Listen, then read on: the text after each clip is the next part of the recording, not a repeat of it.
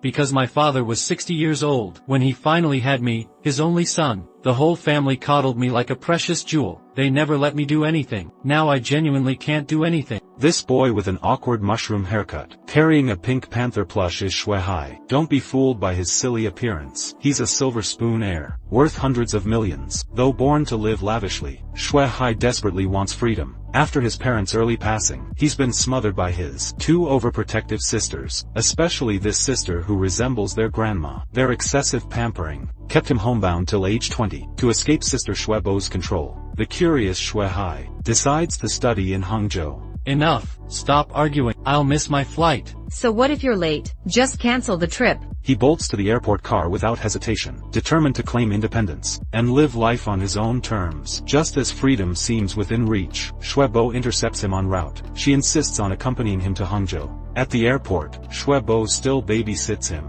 even handling his check-in. Shui Hai sits alone, when a sweet voice enchants him. You meet me at this perfect moment?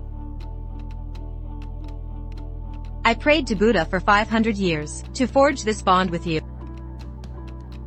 Now I'm a tree, by your destined path, blooming brightly, under the sun. Captivated, he listens, transported to that poetic scene. Shuebo's voice shatters the fantasy. As he turns to see the girl, a passerby knocks his boarding pass away. His sister rushes over in panic, fretting over his safety. As the girl leaves, she spots the lost boarding pass. Meanwhile, Shuebo notices it's missing. Where's your pass? Dropped it. Where? Maybe near the tree. Trees in an airport. Absurd. Well, an announcement directs them to Lost and Found. They hurry to retrieve it, finding a note on the pass. To prove his independence, he vows to shed his pampered image, but Shuebo shadows him. All the way to campus, Shui Hai tries to ditch her, but she insists on registering him and escorting him to his dorm. Desperate to escape, Shui Hai sneaks into the crowd. He blends in to grab a form. Name. I'm Shui. Lin Dalong. Shuebo fabricated this identity to hide their wealth, naming him Lin Dalong. She orders him to act poor. Remember one thing, we're broke. You're Lin Dalong. Why such a lame name? It's awful. Dalong comes from his Pink Panther theme song. Grumbling, he marches forward, and bumps into a girl. This beauty is from the dance club. Her name is Molly. She enthusiastically invites Dalong to join. His mind is completely captivated by Molly's elegant charm and sweet smile. But Shuebo interrupts them again. They head to the dormitory where they meet roommates Ba Huang and Wuka. Though Shui Hai settles in smoothly, Shuebo still doesn't return home. He checks into Hangzhou's finest hotel. The next morning, the roommates get ready for class. While Dalong remains fast asleep, they rush to wake him up. Dalong sits up with closed eyes, expecting help getting dressed. He suddenly remembers he's no longer the rich heir, but poor Lin Dalong. Now running late, he scrambles to gather his things, and dashes to the classroom. He trips and falls flat on his back. As he sits in class, Dalong notices the friendly students. Suddenly, a powerful punch lands on his head. This is my seat. Sorry, I'm sorry.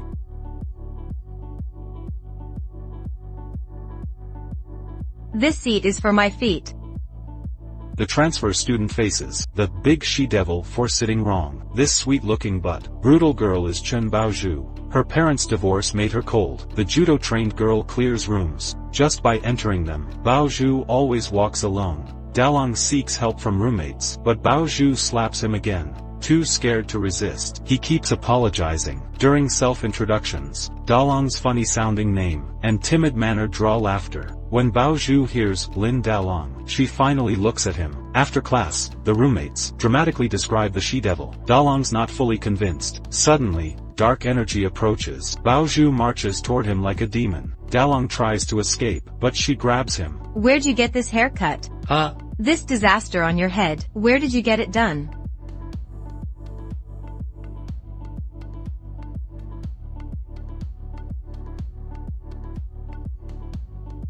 Baozhu, do you want this haircut? Not even slightly. Keep that mouth hanging open, and mosquitoes will move in. Discovering they're both from Kaohsiung, and love Pink Panther cartoons, Dalong happily seeks friendship. Friends? With me? Yeah. You dare be my friend? Roommates rescue Dalong just in time. They drag him away urgently. Ba Huang warns, avoid dangerous Baozhu. Shared interests don't matter. Friendship's impossible. They take Dalong to the dance party, hosted by the school's top 3 beauties. Overwhelming interest forces Molly to move the party off campus. Students scramble for invitations. Dalong gets knocked down. Molly saves an invite for Dalong. She invites his roommates too. At night, they arrive at the address, only to find a nightclub, not a restaurant. Panicked Dalong tries to leave. Roommates say they'll just watch others dance. No need to dance themselves, mocking him as a country bumpkin. As Dalong enters, the noisy club overwhelms him. He tries to leave, but roommates drag him back. Campus belle Molly invites Dalong to dance. Bully Gang Gao gets jealous. He schemes to embarrass Dalong publicly, but it backfires. Dalong ends up holding Molly. They dance together, making shy Dalong tremble nervously. So ticklish. Why? It's so itchy. What's wrong? I'm thirsty. I'll get a drink. Dalong receives a call from Bo. Bo lies about returning to Taiwan. Hearing Dalong's at a club, Bo gets anxious. Are there hostesses in there? Hostesses? Women you pay to dance with you. Dancing girls are hostesses? Yes. Are there any? Many, but But what? they didn't charge me. No payment. Why dance with you then? I don't know. I'll go ask them. All hostesses take money. Something's fishy here. Wait, why go to clubs? Classmates invited me. What friends drag you to clubs? Avoid such people. Those dance girls are our classmates. Heavens! What madness! The clueless sister advises Dalong, warn those girls, before they ruin their lives. Always protect women. Don't mess with me. Ooh, I'm so scared. What are you doing?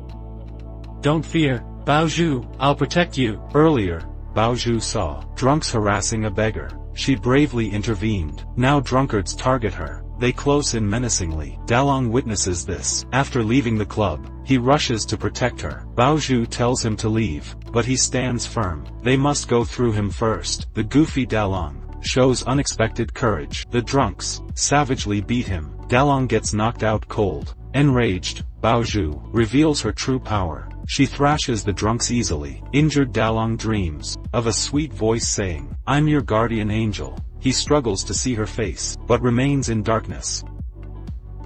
Angel. Don't go. Stay with me. I'm here. Rest now. Tomorrow you'll be good as new. Next morning, Dalong wakes to find Molly. He mistakes her for his angel. Then the 2 clueless roommates rush to the hospital. They see Molly holding Dalong's hand tightly. Both grab Molly's hands urgently. Dalong, please be okay. Thank you so much. Thanks for bringing Dalong to the hospital. No, I heard Dalong was injured. Came on behalf of the dance club. But we only saw you at the hospital. You must have saved him. Are you the legendary, secret guardian angel? So touching. Molly tries to leave immediately. Dalong remembers his sister's warning. He urges Molly to quit being a dancer. Club dancers are just escorts, his sister said. Surprisingly, Molly isn't angry. She finds Dalong amusing instead. Back in dorm, Dalong recalls last night. He only remembers collapsing, with Baozhu standing beside him. Then everything goes blank. Naive Dalong assumes Baozhu must have been harmed. He'll confront her at school tomorrow. How do I even ask that? I can't just ask. Baozhu, were you assaulted yesterday? No way. Why? Think about it. If she says nothing happened, you'll get an eye roll. Or maybe a slap across the face. But if she tearfully tells you, I was harassed by thugs last night, there's only one thing you should say. Dalong, if I were attacked, I'd help you.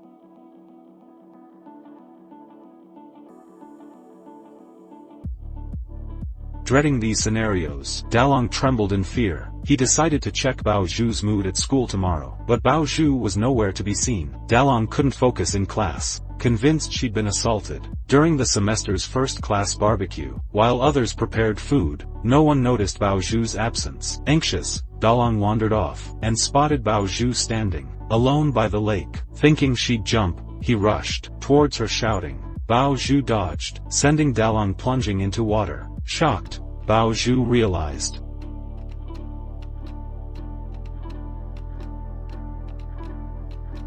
Don't tell me you can't swim.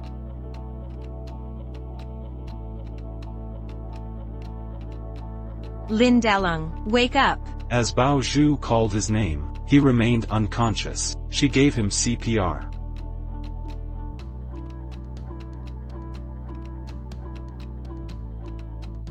Seeing Dalong flail in water, she jumped in to rescue him. She took him home to recover. Meanwhile, his roommates searched for him frantically. A ringing phone led them to Shuebo's urgent call. They explained the situation. Bao Zhu nearly fainted hearing this. When Dalong awoke shirtless, he misunderstood her care as romantic advances. Panicking, he imagined inappropriate scenarios.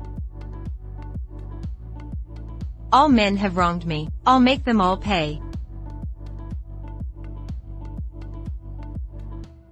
Terrified, Dalong wrapped himself in a towel to flee. A gas smell stopped him. Rushing downstairs, he found Bao Zhu boiling water. He tried to stop her, but his towel fell off. Screaming wildly, Bao Zhu calmly eyed his pink cartoon underwear. Learning his suicide assumption, she smacked his head, grabbing his neck. She said the water was for his dumb cold. The lake incident was a misunderstanding. Relieved it was a false alarm, Dalong relaxed. Bao Zhu scolded his meddling, forcing her to rescue him. Now she had to take him to hospital. Dalong realized the kind voice in his dream wasn't Molly, but Bao Zhu. The kind-hearted Dalong shows concern for Bao Zhu. Even if I were to drown myself in a lake, what's it to you? Of course it matters to me. You're my classmate. You sit behind me every day. If I couldn't see you, I'd naturally worry about you.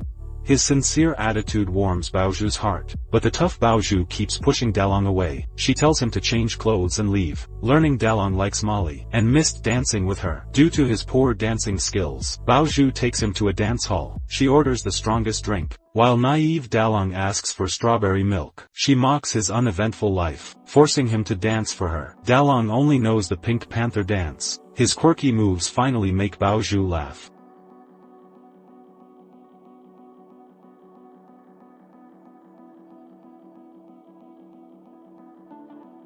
Leaving the dance hall, Bao Zhu drinks heavily in low spirits. Her laughter turns to tears. If you want to cry, you don't have to force smiles. You dare say I want to cry, looking to die? She headbutts him angrily.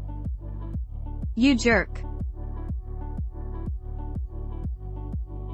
How dare you worry about me?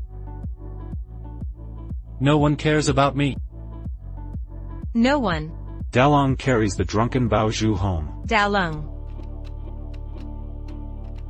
Will you worry about me forever? Yes. Say you will. I will. Dalong's sincere promise lets Bao Zhu fall asleep peacefully on his shoulder. Shuebo rushes to the dorm. After hearing Dalong went missing, Dalong returns unexpectedly, making Shuebo hide in closet to conceal he never went back to Taiwan. When Dalong goes to shower, he forgets his clothes. Opening the door, he catches Shuebo trying to escape. When I was little, you feared I'd get hurt, so let me play with nothing. When I grew up, you feared bad influences, so let me make no friends. In my teens, you feared heartbreak, so banned me from dating. The rich heir resolves to prove he can live independently. Dalong finally gathers courage to voice long-hidden thoughts. I'm grateful you've always held my hand tightly. But you can't hold it forever. I've grown up. I'm 20 now. I'm in college now. I want to live without your protection. I'll rely on my own strength to survive. I want to experience everything life offers, make interesting friends, and fall in love. As Lin Dalong. Seeing how mature Dalong had become, Shuebo felt deeply relieved. She decided to let him live life on his own terms. She told him to rise bravely after every fall. Dalong hugged his older sister tightly, grateful for all her sacrifices. The next day in class, Bao Zhu was dozing off. When the teacher called her to read English, she claimed menstrual cramps as an excuse. The teacher questioned if she was telling the truth. Bao Zhu challenged him to verify it himself. The class erupted in laughter. Flustered, the teacher asked Dalong to read instead. Students eagerly awaited the spectacle. As expected, Dalong's attempt drew instant mockery. Laugh at him again and I'll beat you up.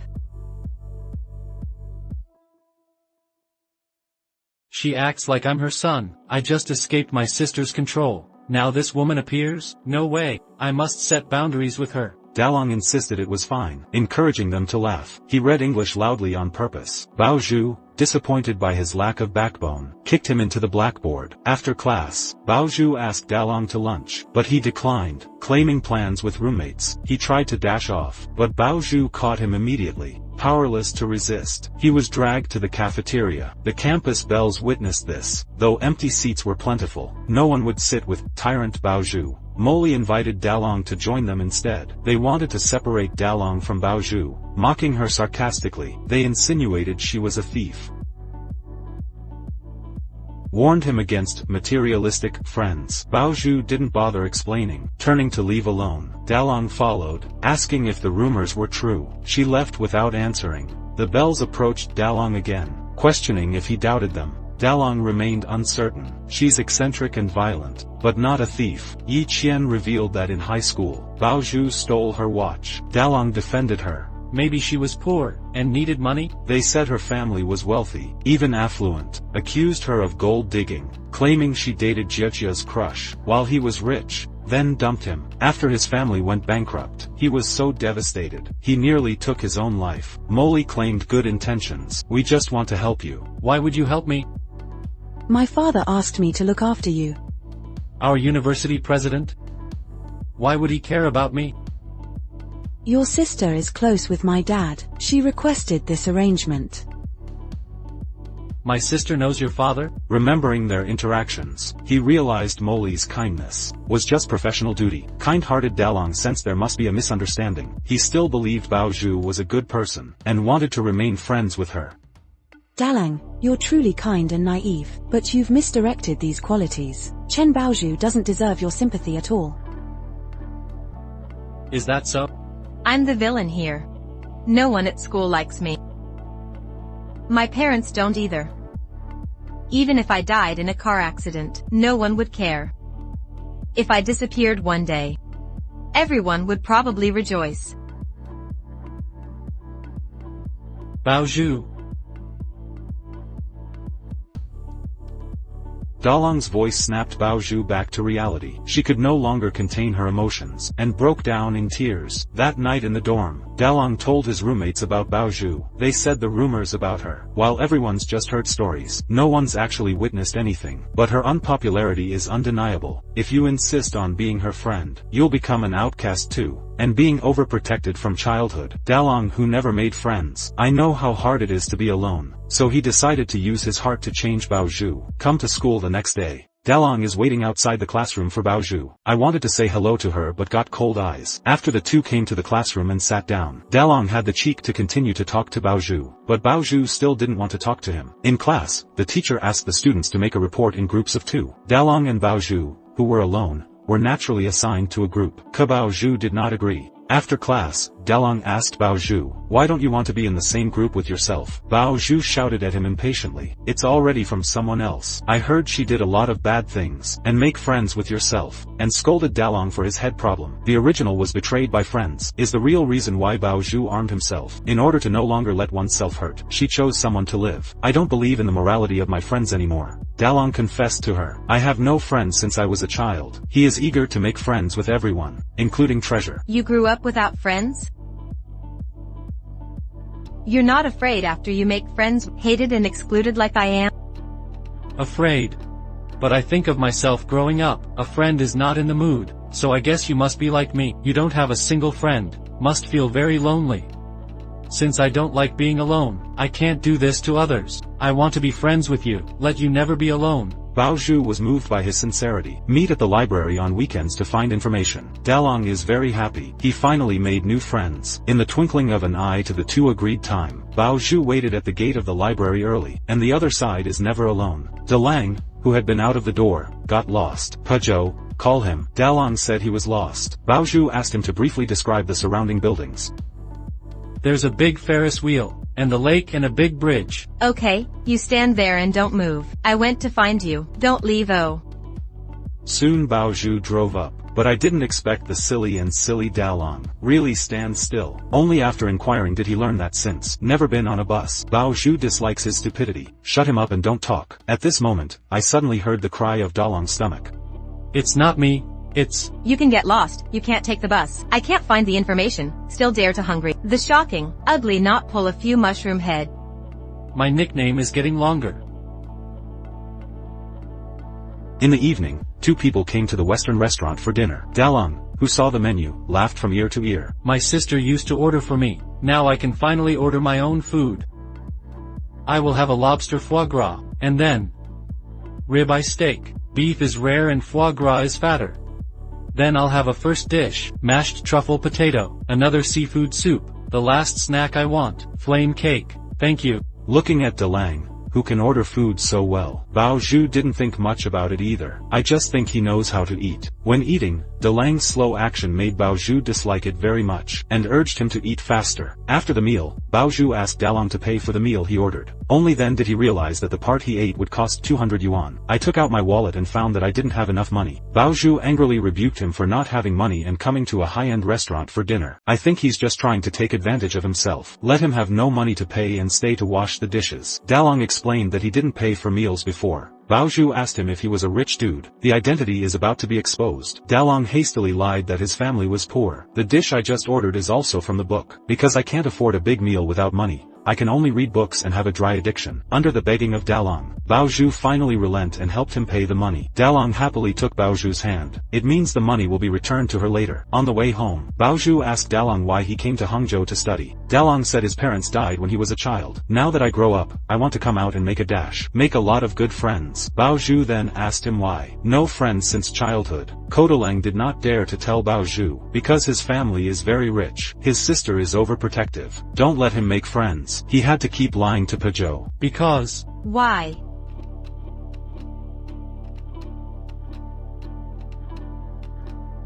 Poor students like me, who is willing to make friends with me That is also too poor to even have money for meals. I should stay away from you. Just like you left that poor boyfriend. Far the same? Darong suddenly realized that he had said something wrong, hurriedly covered his mouth and said sorry. Ba Ji thinks Molly's right. She voluntarily admitted that she had abandoned a poor boyfriend. But the kind-hearted Dalong still insists on wanting to be friends with her. Bao Zhu did not answer him, and said tomorrow we'll go to the school gate. Take him to the library to find information. To the next day, Pajou came to pick him up in his BMW. As a result, Dalong begged her to accompany her to make the bus. Bao Zhu thought he didn't sit there because his family was poor, so he agreed to his request. The first hitchhiking experience made Dalong gain a lot. He learned to swipe. Also no to pregnant women and children to give up their seats. Suddenly a bus brakes. Bao Zhu crashed directly into Dalang's arms. Two people with 4 eyes. This also made Dalong, whose mother and fetus were single, blushed instantly. Two people came to the library. Dalong followed behind Bao Zhu, afraid of getting lost again. After just close contact, Dalong began to pester Bao Zhu. He kept blinking at Bao Zhu and discharging. What are you doing? What are you doing? Talk to me like this again. You give me a try. Hate. God, I'm going crazy. When the two men took the book, their hands were still together. Linda also used this to discharge to Bao Zhu.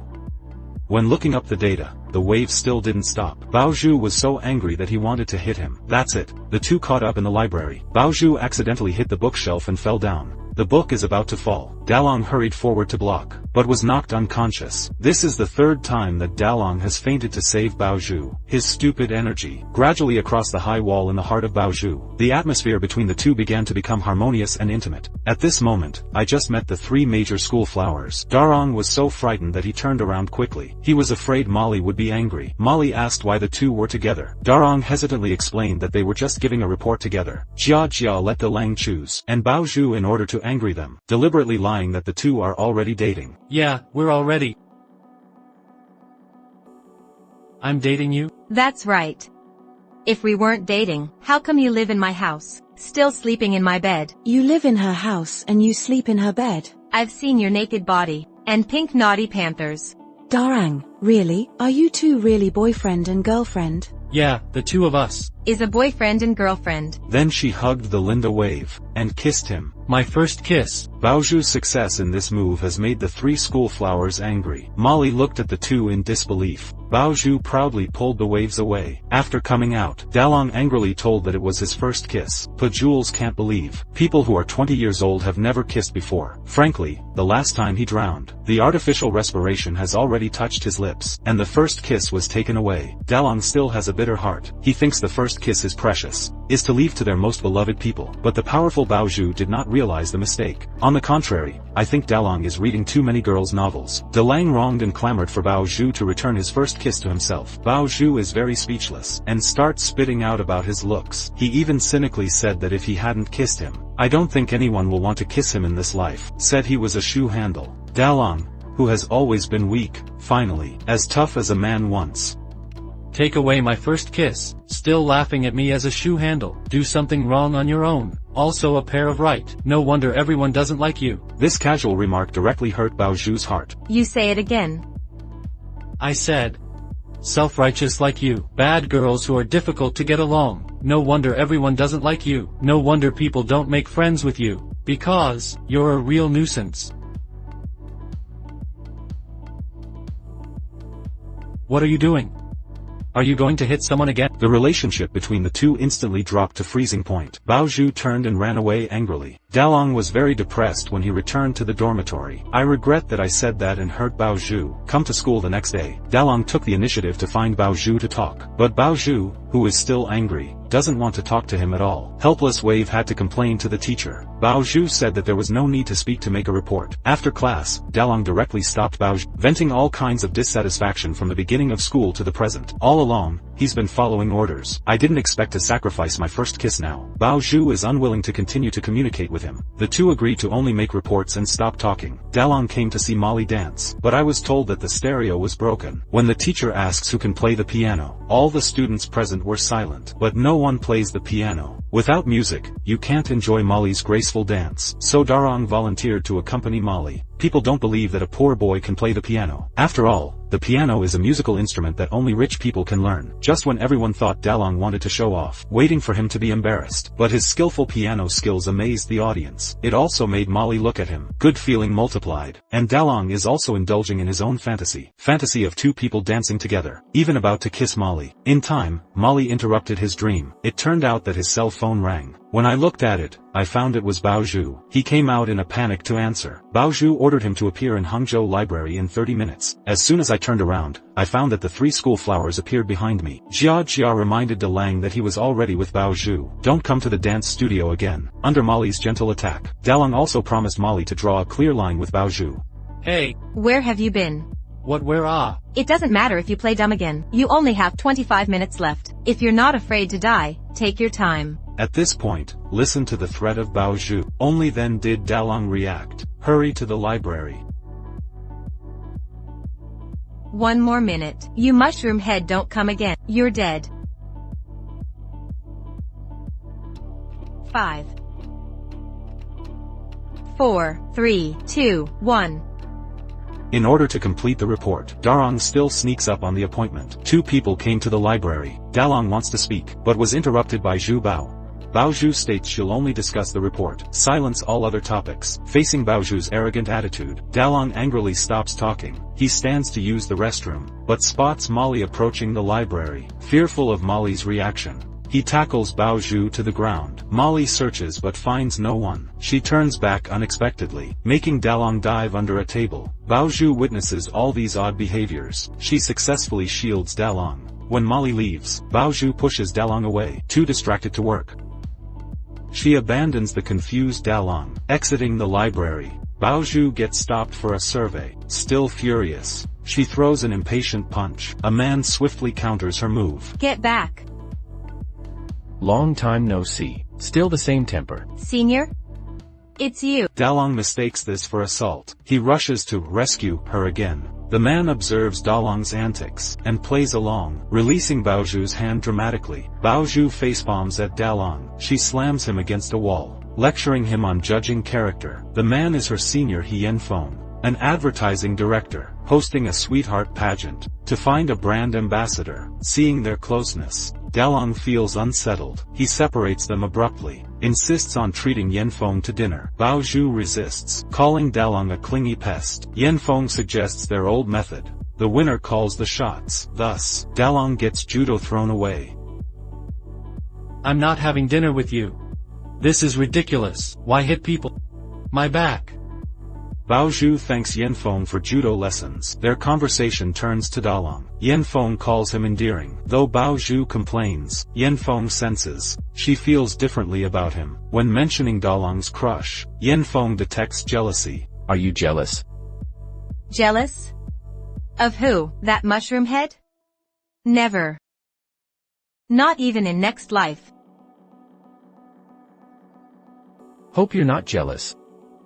Or I'll be the jealous one. Leaving the cafe, Yanfeng mentions Dalong again. Baoju insists he's unimportant. Stop bringing him up. Yanfeng sees through her. If you start dating, you must tell me. Why should I? Report my love life? What about you? No girlfriend yet? Waiting for someone to mature. Their eyes lock intensely. What are you doing? Trying to chase me? What do you think?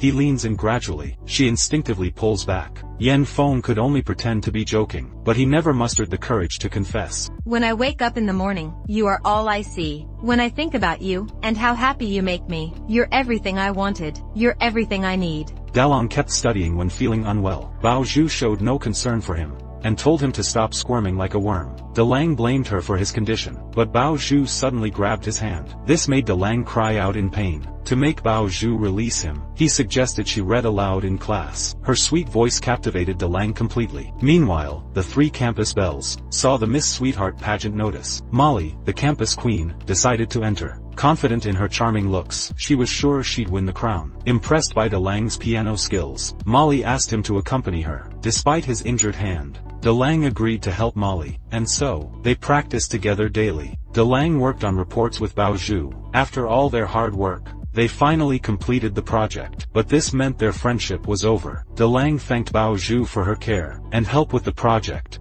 Stop being so conceited. This was my assignment anyway. Even without you, I could have finished it alone. You make it sound like I contributed nothing to this report. You spend all day practicing with Molly. What credit do you deserve?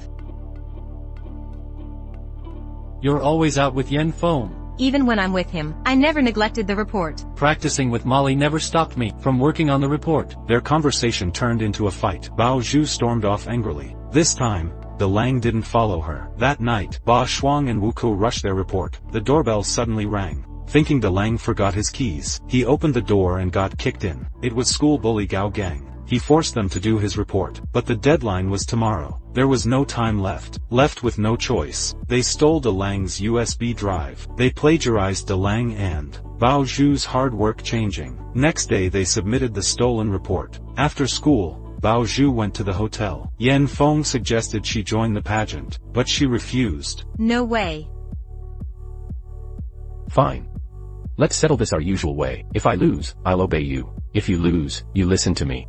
Deal. You think you'll win for sure? I won't lose to you. They tumbled onto the bed during play. An awkward atmosphere followed. Baoju quickly got up. She felt unsuitable for Miss Sweetheart. Yanfeng reminded her when they first met. She was naturally sweet and charming. Her voice was pleasant, and she could dance beautifully. But Baoju remained hesitant. Returning home to an empty house that night, she found only a note and money from her mom. She turned on the TV to Pink Panther dance. Suddenly, Dalang appeared on screen. It became clear Dalang had secretly occupied her heart. The plagiarism was soon discovered. Gao Gang had Dalang's USB drive, making the teacher believe Baoju and Dalang were the cheaters. Baoju's past theft record in high school left her no chance to explain. Baoju snapped back at the teacher angrily. This led to her expulsion. Even Dalang believed she plagiarized without explanation. Baoju felt deeply hurt. Overwhelmed, she drove straight to the hotel. Dalang followed closely. To his shock, he witnessed Baoju embraced Yanfeng.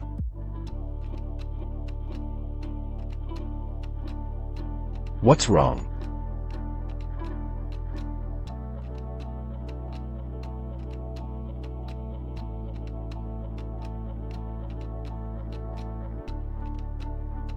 No matter what I do, nobody seems to like me. This world feels so unfair. If you make one mistake, people label you forever as a bad person. Yanfeng comforted Bao Zhu gently, encouraging her to face herself bravely. He vowed to believe in her, no matter what others think. Aren't you curious what happened? Whatever happens, we shouldn't give up. We must face it head on, right? Dalong left dejectedly. Back in the dorm, he accidentally overheard Ba Huang and Wuka's conversation. Learning the truth, Dalong erupted. They revealed Gao Gang framed her. Ba Huang targeted the unpopular Bao Zhu. Dalong dragged them to confess to the teacher, to clear Bao Zhu's name. They begged on knees fearing expulsion. Facing their pleas, Dalong clenched his fists, regretting doubting Bao Zhu. Bao Zhu returned to her empty home, calling her mother. She shared the expulsion news. Instead of understanding, her mother berated her. You only care to scold, never wanting to know what actually happened. What could a college student do? Such shame. How did I raise such a failure? Seeking comfort, Bao Zhu's heart froze completely. Running out distraught, she met Dalong. Ignoring his calls, she fled to the ice cream shop, ordering her favorite rockin' sweetheart flavor. Too upset to speak, Dalong silently kept her company. As they left, Bao Zhu told Dalong to stop following. She needed space. Dalong admitted she was framed, but Bao Zhu had nothing left at school. Nobody there liked her. She wanted a fresh start. Bao Zhu challenged Dalong. When Molly called me a snob and thief, didn't you believe them? Dalong stayed silent. If you never trusted me, stay out of my life. She turned to leave. Dalong stopped her, shouting, I believe you, thrice. She walked away without looking back. Next day at school, Dalong stopped her withdrawal process. To protect her, he took full blame, claiming he plagiarized the report. Bao Zhu was deeply moved. Guilt-ridden Ba Huang and Wuka confessed the truth publicly. Gang Gao also admitted he was the one who started the plagiarism. The truth finally came to light. Being first-time offenders, they only received minor penalties. Seeing Dalong risk expulsion to protect her, Bao Zhu felt both anger and guilt. Even if it meant getting expelled, she didn't want Dalong playing hero for her. Why can't you just stay out of it like everyone else? The kind-hearted Dalong couldn't explain his actions. He only knew one thing. Innocent people shouldn't be punished. I just want to protect those important to me. I want to protect the girl who seems tough and punches people, but has the kindest heart, who gives up her bus seat for others. Chen Baozhu, how could I stand by and watch you get expelled? Facing Dalong's sincerity, the cold walls around Baozhu's heart shattered completely. Dalong finally found the courage to confess his feelings to Baozhu. What do you even like about me? I like all your weird nicknames for me. I like how you hit me 800 times a day. Your voice when reading English. I like you, whenever you're drunk, I carry you home. I like how you sleep in class, yet take reports so seriously. I like you, sharing my love for Pink Panther, yet you know who his best friend is. I like you, you're not the type I imagined, falling for someone like you, but here I am, head over heels. Moved to tears, Baozhu kisses Dalang. A kiss feels like cotton candy. Electric shock. World spinning. Fireworks blooming.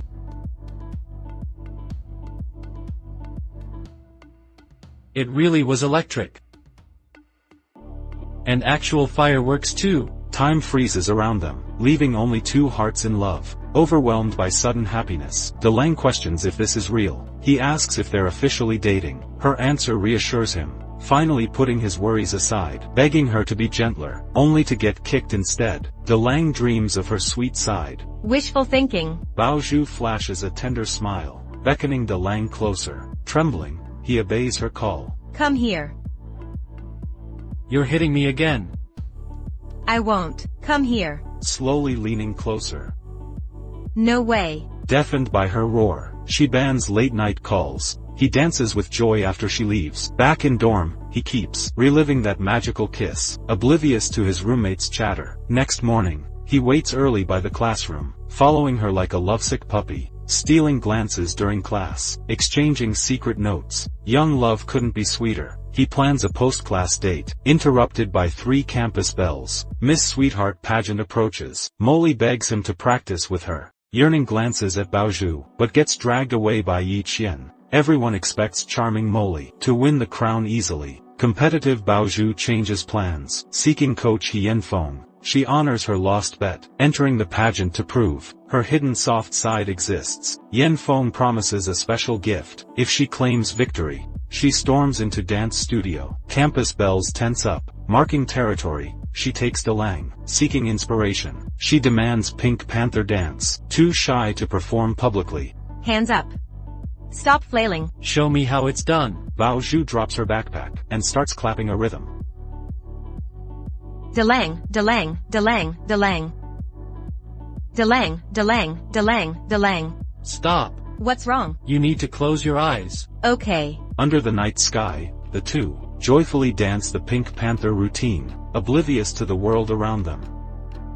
Back home, Dalang finds his key missing. His roommate is out playing mahjong. He reluctantly stays at Baozhu's place. The power cuts out while he's showering. Baozhu gropes in the dark with clothes. Dalang slips on a soap bar and tackles Baozhu to the floor. The mood turns awkwardly intimate, until his sneeze breaks the tension. Wearing her strawberry pajamas, Dalang sleeps obediently on the sofa. But after a midnight bathroom trip, he sleepily climbs into her bed. They end up sharing the bed by accident. Morning reveals Baozhu beside him. His wild imagination kicks in again.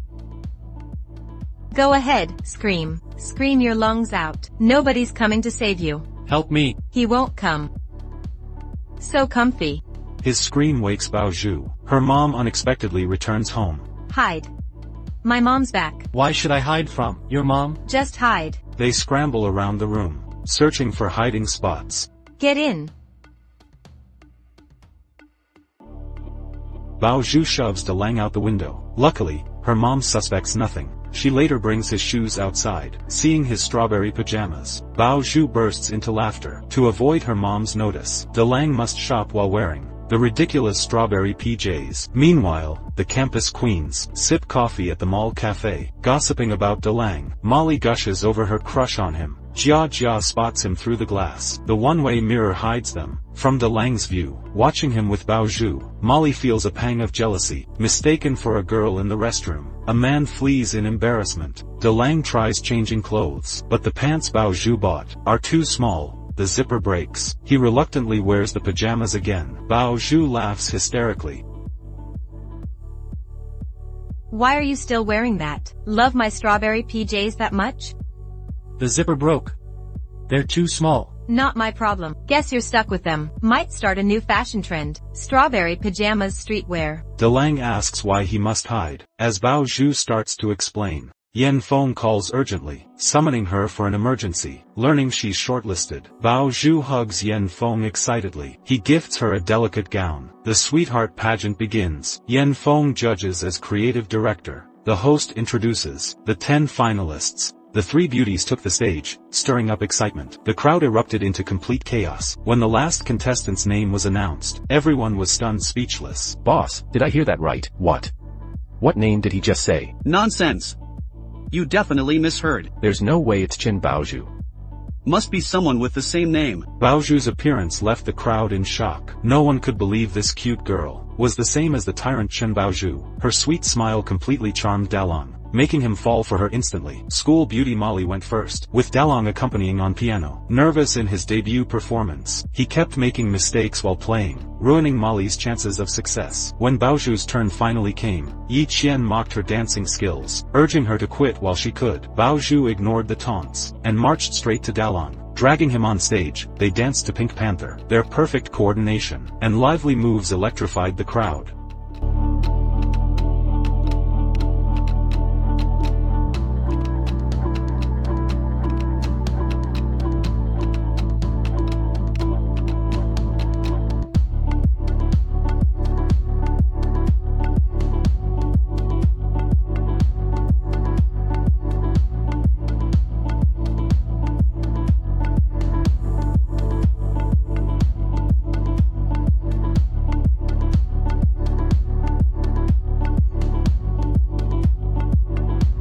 Bao Zhu ultimately claimed the championship crown. After the results were announced, she rushed to hug Yan Feng first. This made boyfriend Dalong green with jealousy. Yan Feng prepared to fulfill his surprise promise. As he stroked her hair to confess, Dalong rushed over just in time, dragging Bao Zhu away from the scene. You're not jealous, are you? I'm not jealous, I'm angry. Why didn't you tell me you'd enter the Miss Sweetheart competition, and you forced me on stage, stole my panther dance moves, in front of everyone? Stop nagging like an old woman. I won't shut up, you always tell me to shut up. If you don't stop talking, I'll kiss you. Don't you dare, I'll kiss you first this time. Lost in their blissful moment, they didn't notice Yan Feng watching, who left heartbroken. Yan Feng wandered alone at night, remembering how Bao Zhu used to throw him in judo club back in high school. He'd been waiting for her to mature, but now her heart belongs to another. He vowed to bury his feelings deep. As Miss Sweetheart champion, Bao Zhu landed a commercial deal. After the shoot, Yan Feng brought her water thoughtfully. Bao Zhu complained about her sweet image being fake. She asked about Yan Feng's promised surprise. Yan Feng asked if Dalong's presence made her happier than their school days. Seeing her radiant smile, he knew the answer already. He lied about forgetting the surprise, saying what mattered more was finding her a true protector, who'd let her be her true self. Though he yearned to be that person, Dalong had already taken that role. Exhausted, Bao Zhu missed his heartfelt confession. Yan Feng changed the subject, asking why she chose Dalong. Bao Zhu was once consumed by negativity from parents and friends. It made her cynical towards the world. She never considered changing herself, but Dalang's arrival was like a warm blanket, bringing her comfort and warmth. You embrace me when I'm heartbroken, letting me hide and cry within. When the sun gets too harsh, just take it outside, beat and air it out, and it regains its original fluffiness and comforting warmth. Meanwhile, Dalang is cornered by Yi Qian and Jia Jia. They blame him for ruining Molly's audition, with off-key piano playing, costing her Shanghai gig. Dalang sincerely apologizes. Luckily, easygoing Molly swallows her disappointment and forgives him. As he's about to leave, Jia Jia stops him. Linda Lang. If you stay with Chen Baozhu, you'll only end up hurt. Dalang arrives at the diner to see Bao Zhu laughing warmly with Yan Feng. A bitter feeling wells up in him. He believes they're the perfect match. After he joins them, Yan Feng declares Bao Zhu is his responsibility. We've known each other since high school. She's like a younger sister to me. This dinner is to ask you to keep looking after her. Dalang solemnly vows to do so. After ordering, Bao Zhu went to the restroom. You know, I didn't want you here. Huh? I don't trust your mushroom head. You can make Bao Zhu happy. When Bao Zhu returned, Yan Feng was gone. Dalong said he's going back to Taiwan, so he's packing in advance, and asked Bao Zhu not to see him off. Before that, Yan Feng told Dalong all about Bao Zhu's life and preferences. When Bao Zhu's angry, she'll always eat ice cream. Rock and roll sweetheart flavor is her favorite. She hits you a lot, but she only uses half her strength. Her parents are a sensitive topic. So, if possible, try not to mention them in front of her. If she tells you, leave me alone for a while, she's lying. She'll overthink alone. So, you must find a way to be with her. Most importantly, make her laugh more. From high school until now, she's experienced a lot of unhappiness. Make her laugh so her lips don't droop. Dalong could see Yan Feng's feelings, but they both chose to hide it. Yan Feng quietly withdrew from this love triangle, and Yan Feng's words deeply touched Dalong. So Dalong followed his advice, and took care of Bao Zhu wholeheartedly, doing his best to be Bao Zhu's perfect boyfriend. He'd also prepare romantic surprises. Coming to Hangzhou was the first time I learned how to live a normal life. First time making so many friends. First time riding a bus. First time dancing. First time dating. First kiss. Of course, many other firsts. Including.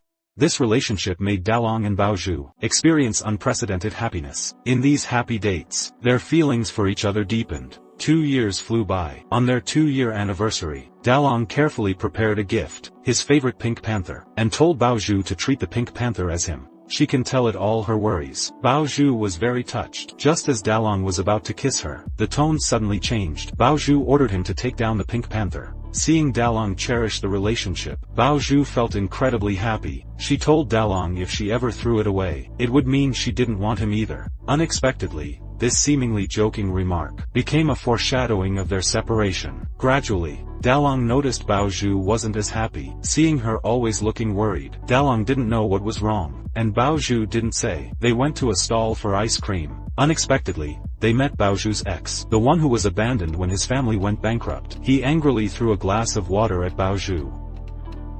You're not welcome here. What are you doing? Apologize to her now. Even the one splashed didn't say anything. And who are you? You. Delang. Let's go.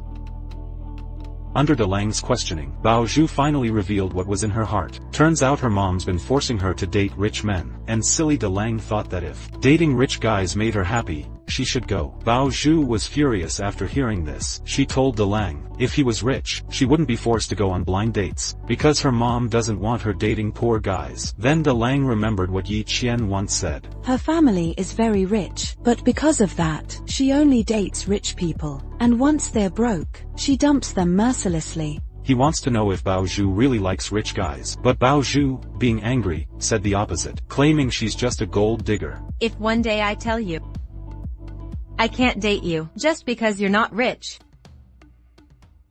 what would you do? I'd hate you for life.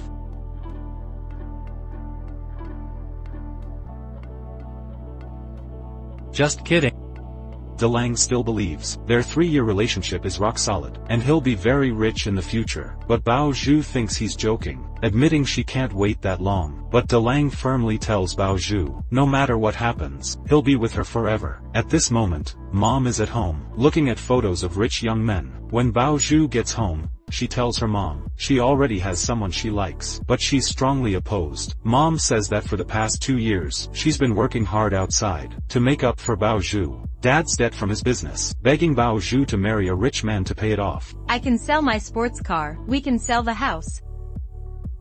Not because you want a life of luxury, so you're selling me off. But she gets slapped. Bao Zhu accuses her mom of not caring what she wants. She was forced to break up with her ex in college. The whole school saw her as a snob because of it. Everyone ostracized her. Unexpectedly, Bao Zhu's tears still didn't change her mom's mind. Mom even threatened Bao Zhu, if they continue dating, she'll do everything to prevent Delang from graduating. Back in her room, Bao Zhu cries with the pink panther Delang gave her. She doesn't know what to choose. It's exactly 12 o'clock. Delang calls to wish her a happy birthday. They also agreed to meet at the old place tomorrow. Bao Zhu. Bao Zhu went abroad. She went to Europe. But Bao Zhu and I agreed to meet here. Who are you, please? I'm Bao Zhu's mother. Please don't call anymore. She's abroad now, to prepare to marry someone else. She won't see you again. After learning Bao Zhu was forced to date, Delang has nightmares, dreaming that Bao Zhu, to marry a rich man, heartlessly abandons him. The next day, he wakes up from the nightmare. Just then, Shuebo calls. Turns out Delang's graduation is in 2 days, so Shuebo and Shuepei came from Taiwan. He confesses to Shuebo he's in love, then quickly hangs up. To protect his hard-earned happiness, Dar Lang decides to reveal the truth on Bao Zhu's birthday. He'll tell her he's not poor Lin Delang, but the wealthy Shui Hai, and he's going to propose. Later, Delang goes to a jewelry store. He uses his never-before-touched gold card to buy a $200,000 diamond ring. Delang happily runs back to the hotel. He tells his 2 older sisters he's proposing to Bao Zhu, who he's been with. Unexpectedly, Shuebo strongly objects, and tells the other sister to dissuade Delang. Marriage isn't a game. You can't just rush into marriage like this. But Shuepei hears that for the past 3 years, he's been seeing Bao Zhu as a poor guy. She believes Bao Zhu truly likes her brother. Shuepei asks her sister to respect Delang's choice. He never asked you for money. He never used your gold card either. His Lin Da Lang, an ordinary, poor guy, living without anyone protecting him. If he wants to propose to the one he loves, even if his marriage has problems later, that's his responsibility, isn't it? Right. Shuebo's finally persuaded to meet Bao Zhu. Delang is very happy. He's going to find Bao Zhu with the ring. Meanwhile, Bao Zhu vows to protect her love. She writes a note pretending to break up, to gain her mother's trust, then rushes out to meet Delang. The 2 lovers are heading towards each other, but reality is cruel. Bao Zhu, rushing out, is hit by a car.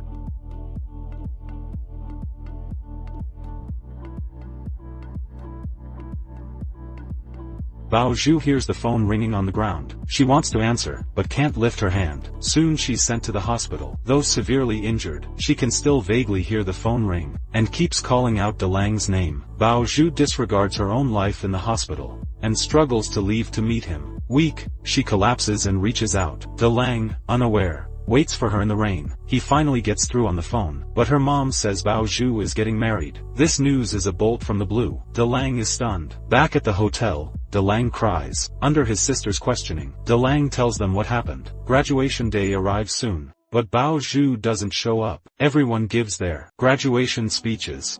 I'm glad to have met you all. I won't forget any of you, or this place. I found another dream. Chen Baozhu.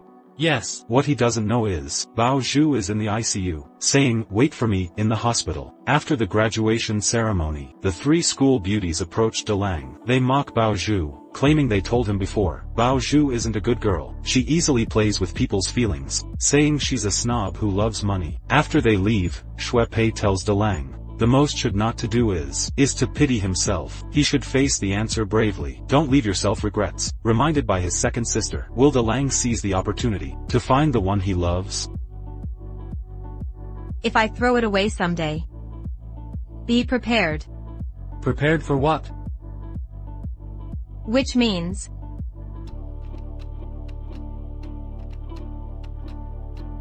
I don't want you either.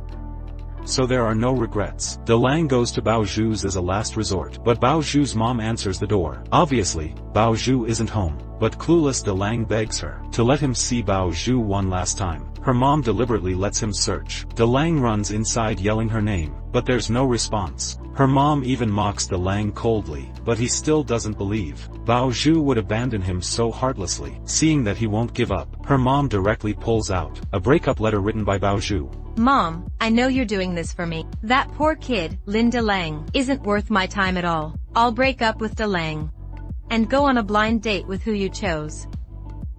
I have something to do tonight. Don't wait up. At this moment, Delang finally breaks down. The awful mom rubs salt in the wound, telling him to stop bothering Bao Zhu. When he comes out, he sees the pink panther he gave Bao Zhu.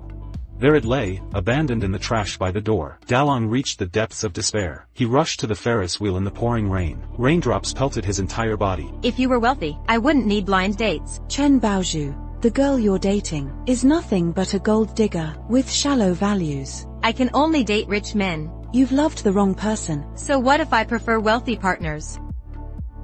Dalong never expected true love could hurt this much. Heartbroken, he vowed to never love seriously again. He flung the engagement ring into the storm. As he removed his glasses, sincerity vanished from his world forever. 3 years passed swiftly. Bao Zhu became DJ Sweetheart on a hit radio show. She broadcasted messages searching for Dalong. Yanfeng remained by her side, their friendship spanning a decade. At True Love Pier, Yanfeng confessed his feelings, but Bao Zhu didn't reciprocate his affection. Dalong still occupied her heart. Yanfeng urged her to consider evicting Xiangyuto from her heart, to make room for new tenants. Returning home, Bao Zhu saw the discarded Pink Panther plush, and recalled awakening 3 years prior, learning of her mother's manipulations, and Dalong's heartbroken departure. She completely broke down. I'm done with you. I'm done with this family.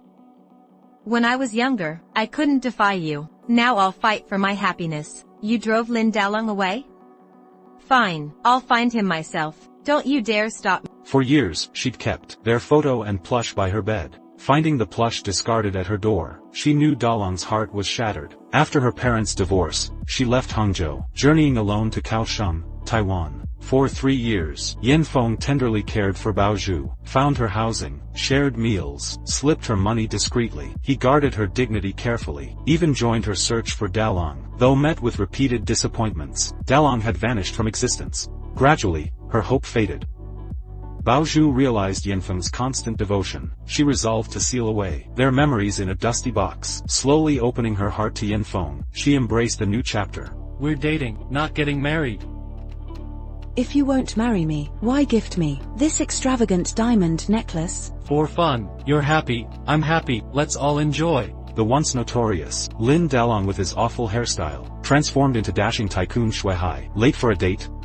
He casually gifted a $5 million diamond necklace. Now he navigates high society, guarding his heart, with casual flings, never serious, just fleeting pleasures. He'd flirt with others, right before his girlfriend. When she begged him to stay, Shui Hai saw her sincerity, reason enough to end it. He moved to his next conquest. Just when their paths seemed parted forever, his brother-in-law's intervention would reunite their destinies. To win back Shui Pei, he sought Shui Hai and Shui Bo's help. My sister, once she decides to break up, she never looks back. Give up now. My sister, when she stops loving you, shows no mercy. Run while you can. No way, I'll only break up with her over my dead body. Then hurry up and do it. Better die now and reincarnate sooner. Next life, keep your eyes wide open. Don't fall for my sister again.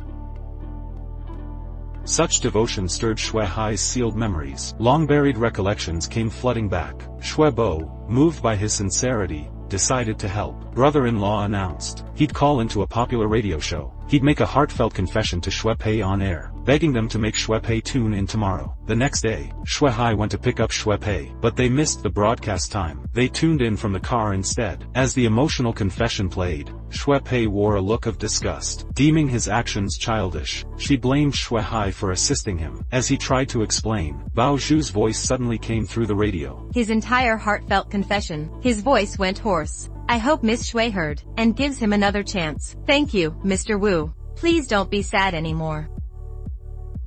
Life offers many things that can't be reclaimed once lost, especially love. I'm Sweetheart. That's all for Sweetheart Hour today. We've reached the end. Tune in again tomorrow. While stunned, Shui Hai's numb heart began to stir. Bao Zhu resolved to move on today, calling Yan Feng to meet at the dessert shop. That night, Shui Hai passed a dessert shop, and paused at its entrance, memories of Bao Zhu flooding back. He then called his assistant. Unnoticed as Yan Feng walked by, Shui Hai remained oblivious, ordering his assistant to investigate the Sweetheart Hour host's identity. Bao Zhu arrived just then, spotting a mushroom-haired man, mistook him for De Lang and grabbed him. Thus they tragically missed each other. Yan Feng's ice cream melted, as Bao Zhu never arrived. She entered looking dejected, but forced a smile. Next day, the assistant delivered the host's file. Bao Zhu's photo and name were there. Didn't she marry in Europe 3 years ago? Why is she a DJ here now? Did her husband not have enough money? Shui Hai, with his lavish spending, outright bought the entire radio station. Now Bao Zhu's boss. Word spread fast about the new ownership. On his first day, Shui Hai demanded to meet Sweetheart host, claiming multiple issues with the show. Hearing criticism from the new boss, yet assured she'd keep her job, Bao Zhu found him perplexing, vowing to resign if harassed. This face is identical to De Lang's. If this were really De Lang, how wonderful that'd be. Even pretending he's De Lang feels comforting to gaze at. Earlier, as Bao Zhu assertively approached, Shui Hai felt nervous yet excited. To reunite with his first love after 3 years, he practiced cool poses, to make Bao Zhu regret leaving. This looks killer. I'm not some gangster. Miss Sweetie, I'm not a model. What should I do? With trembling fingers, he finally pressed the call button, instructing his assistant to summon Bao Zhu. As she pushed the door open, Shui Hai's heart pounded violently. His feet seemed rooted to the floor. The new boss's silent back infuriated Bao Zhu. She slammed the desk, demanding he voice any objections outright. She'd never compromise the show's format. Despite his panic, Shui Hai steeled his resolve, reminding himself she was the wrongdoer. He turned to face her squarely. The moment their eyes met, Bao Zhu froze in shock. Their first meeting in 3 years. This mirror image of Dalong made her whisper Dalong's name. She remembers me. This is amazing. Stay focused, Shui Hai. Don't slip up now. Masking his turmoil, he feigned indifference. Who's Dalong? He retorted. Bao Zhu's hope shattered. My mistake, she muttered, claiming a mere resemblance. The word friend stung Shui Hai. He swallowed his rage, ordering her to maintain sweetie time. Expect notes for improvements. Dismissing her coldly, Bao Zhu's lingering stare made him squirm. Desperate, he pinched his own thigh and yelled, snapping her back to reality. Urgent call, he barked, hustling her out. Their brief proximity spoke volumes. Bao Zhu wandered out dazed, learning her boss was Shui Hai. Shui Hai slumped exhausted, furious at his weakness. He vowed silently to win her as Shui Hai, then crush her heart, let her taste abandonment. Ever met someone Who looks exactly like someone you knew? That stranger brings forgotten memories, flooding back. Suddenly, 3 years feel like yesterday. Their face resurrects. Every shared moment. Time collapses. Decades vanish. The moments you shared. Vivid as yesterday. Shui Hai watched silently through the studio glass. Memories of their past played before his eyes. Post-broadcast, Yan Feng arrived for Bao Zhu. Colliding with Shui Hai, Yan Feng saw Dalong's double. Rivals locked eyes. After exchanging veiled challenges, Bao Zhu left with Yan Feng. Shui Hai stood bewildered. Wasn't she dating a tycoon? Why cling to Yan Feng? He needed answers, so he decided to throw a party, inviting all manufacturers and radio DJs. Bao Zhu was stunned when she saw Shui Hai, whose face resembled Dai Lang's. Her wavering heart became unsettled again. Her senior told her they just look alike. He wanted to know his place in her heart. Why would someone resembling Dai Lang affect her so deeply? After Bao Zhu calmed down, Yan Feng couldn't help hugging her, hoping she'd take initiative someday. Don't worry, old lady, we'll serve the new boss with absolute loyalty. What did you just call me? Grandma, aren't you Shui Hai's grandmother? Do I look that old? Sorry, you had children late in life. Congratulations. I'm not his grandmother, or his mother, I'm his sister. Whether as former Dai Lang, or current Shui Hai, Shui Bo constantly worries about her brother. She wants him to settle down through marriage, and arranges blind dates for him. But Shui Hai claims he already likes someone. His sisters finally realize. He bought the radio station to pursue a girl. Shui Pei praises his determination, but Shui Bo did not agree with his approach. You said you had a girlfriend who was a DJ. You buy a radio station. In the future, if you have a girlfriend, is a stewardess. You bought the whole airport.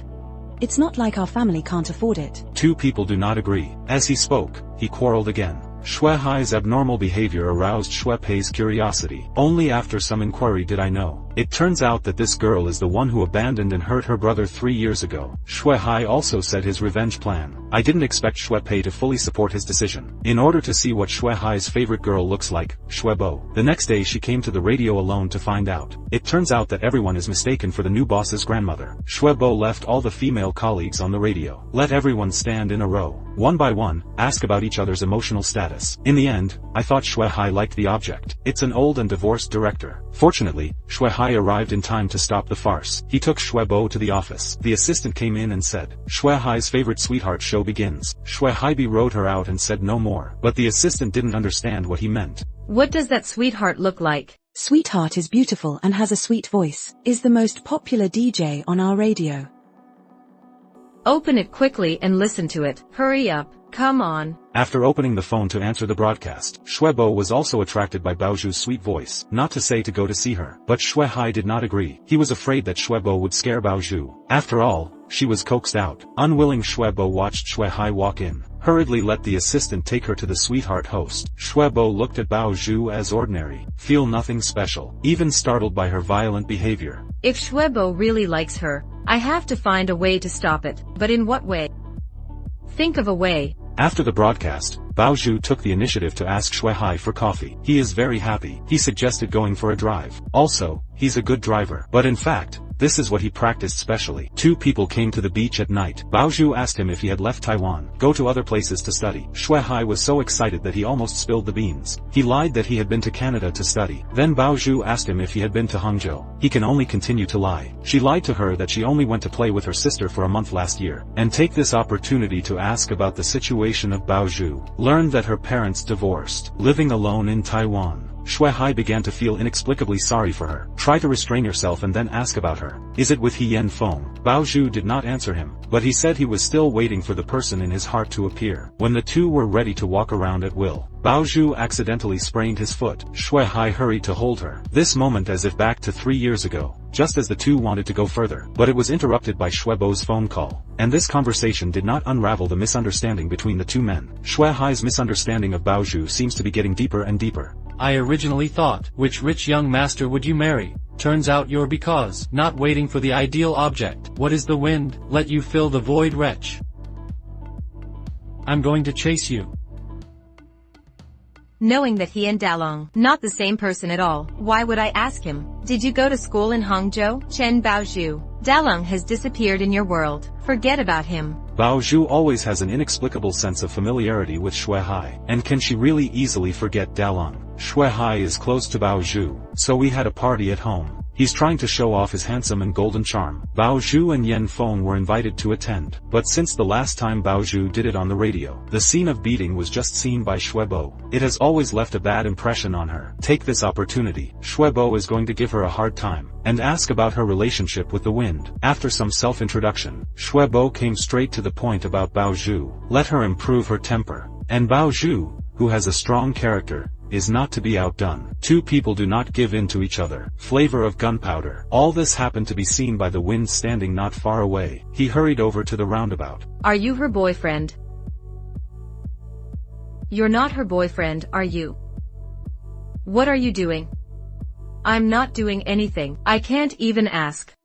Where's my sister? I like to ask this question very much. Very boring gossip. You don't mind? No problem. The elder sister's outspoken words made the second sister speechless. Then Xuehai appeared in a handsome white suit, attracted the eyes of many girls present. He went straight to Pezhou. Just when everyone thought he was going to ask Pezhou to dance, Xuehai deliberately ignored her, directly took another girl's hand. But when I saw Baozhu and Yanfeng dancing affectionate, he can no longer be strong and calm. So he moved to the two of them and proposed a swap dance. I didn't expect to say yes. She held Xuehai's hand, but once again feel a trace of familiar. Suddenly, a middle-aged drunken man, wobbly, came over. Pull the treasure, Zhu. Let her dance with herself. Xuehai gang wants to come forward and stop it. He was driven ahead by the wind. He was kind enough to persuade Uncle to respect Baozhu. Unexpectedly, Uncle also rightfully said, I have put several advertisements on this radio station. Bold Zhu to accompany the dance. To be frank, even if the Emperor Lao Zi comes, Baozhu shook him off. It ended up being splashed with red wine. The wind immediately pushed him away. At this time, Xuehai also stood out. The big brother of this outstanding talent. What about the word bastard?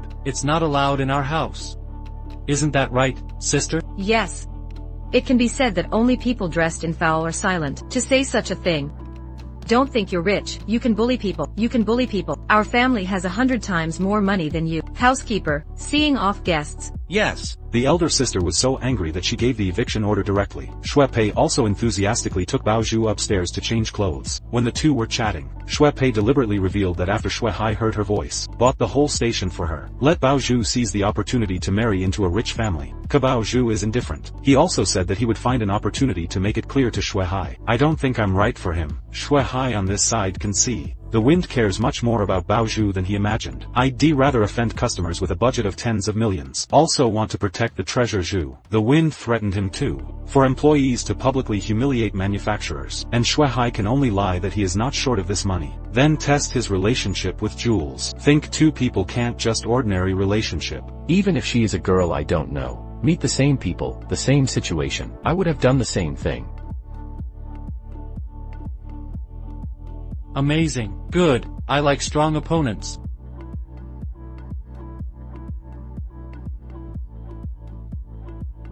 Because one day, we will be rivals. The future, we must have something. It will definitely break the head. You're talking about business, or people.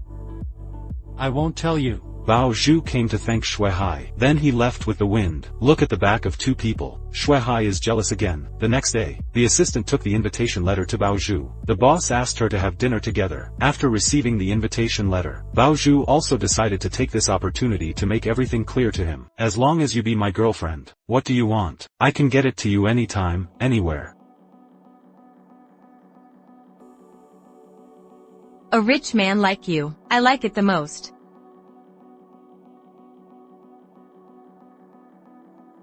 In front of this rich playboy in order to revenge ex-girlfriend, spending 8 million money on a diamond necklace. Xuehai believes in this world. No girl would refuse such an expensive necklace. He fantasized about Baozhu's reaction when he saw the gift. Will take the initiative to offer a kiss to agree to their pursuit. Xuehai laughed happily. I didn't notice that Baozhu was here. He sent the necklace to Baozhu. Let her be her own girlfriend. Unexpectedly, Bao Zhu refused him on the spot, and asked him to donate this precious necklace to the orphanage. I'm telling you, the rich and powerful Playboy in front of you, starting today, will keep appearing in front of you, because I want you to be with me. I bought it because of you. By this radio station. You know that? What's the big deal? You're out of your mind, aren't you? I have no interest in you. Are you interested in knowing it yourself? She tried to leave but was stopped by Shui Hai. Bao Zhu couldn't stand it, directly gave him an unsuspecting over-the-shoulder fall.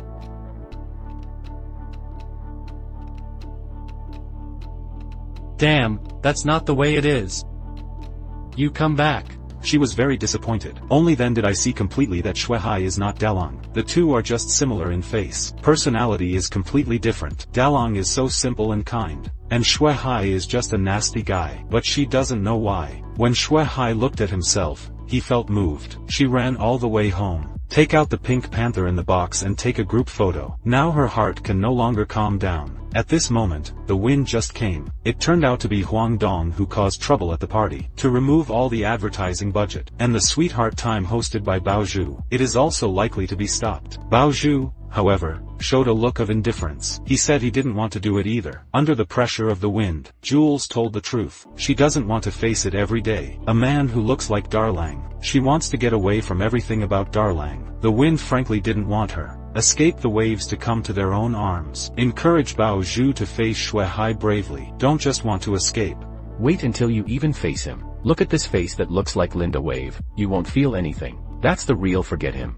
The next day, colleagues have learned that the Sweetheart Time ad is being pulled. Everyone thinks that Bao Zhu is too fond of playing with personality. Even advertisers dare to offend. Only the director can fight against injustice for Bao Zhu. But she hopes Bao Zhu can apologize to Huang Dong, so you can keep your job. Suddenly Shui Hai pulled her away. He handed over the necklace again. Bao Zhu thought his behavior was very ridiculous. Tell him money can't buy love. When Shui Hai heard this, he thought Bao Zhu was pretending to be high. Thought it was her special means of fishing for K. He decided to play with Bao Zhu slowly. One day will tear off her mask. And what he doesn't know is, in fact, Bao Zhu is not a vain woman at all. Shui Hai continues to pester Bao Zhu to be her girlfriend, and promised to help her open a lot of programs. But Bao Zhu would rather deal with the difficult Huang Dong. Also refused to accept this condition. In the evening, the wind came to Huang Dong's wife, and this old sex ghost is famous for his wife. One saw his wife, too scared to say a word. It just so happens that this lady is a loyal listener of Bao Zhu. With her help, things are quickly resolved.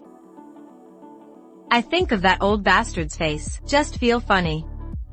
He must really want to kill us. Receiving a gift is usually a very happy things. But if the giver is a creep, you'll find that gift particularly annoying. It turns out that Shui Hai did not flinch after being rejected by Bao Zhu.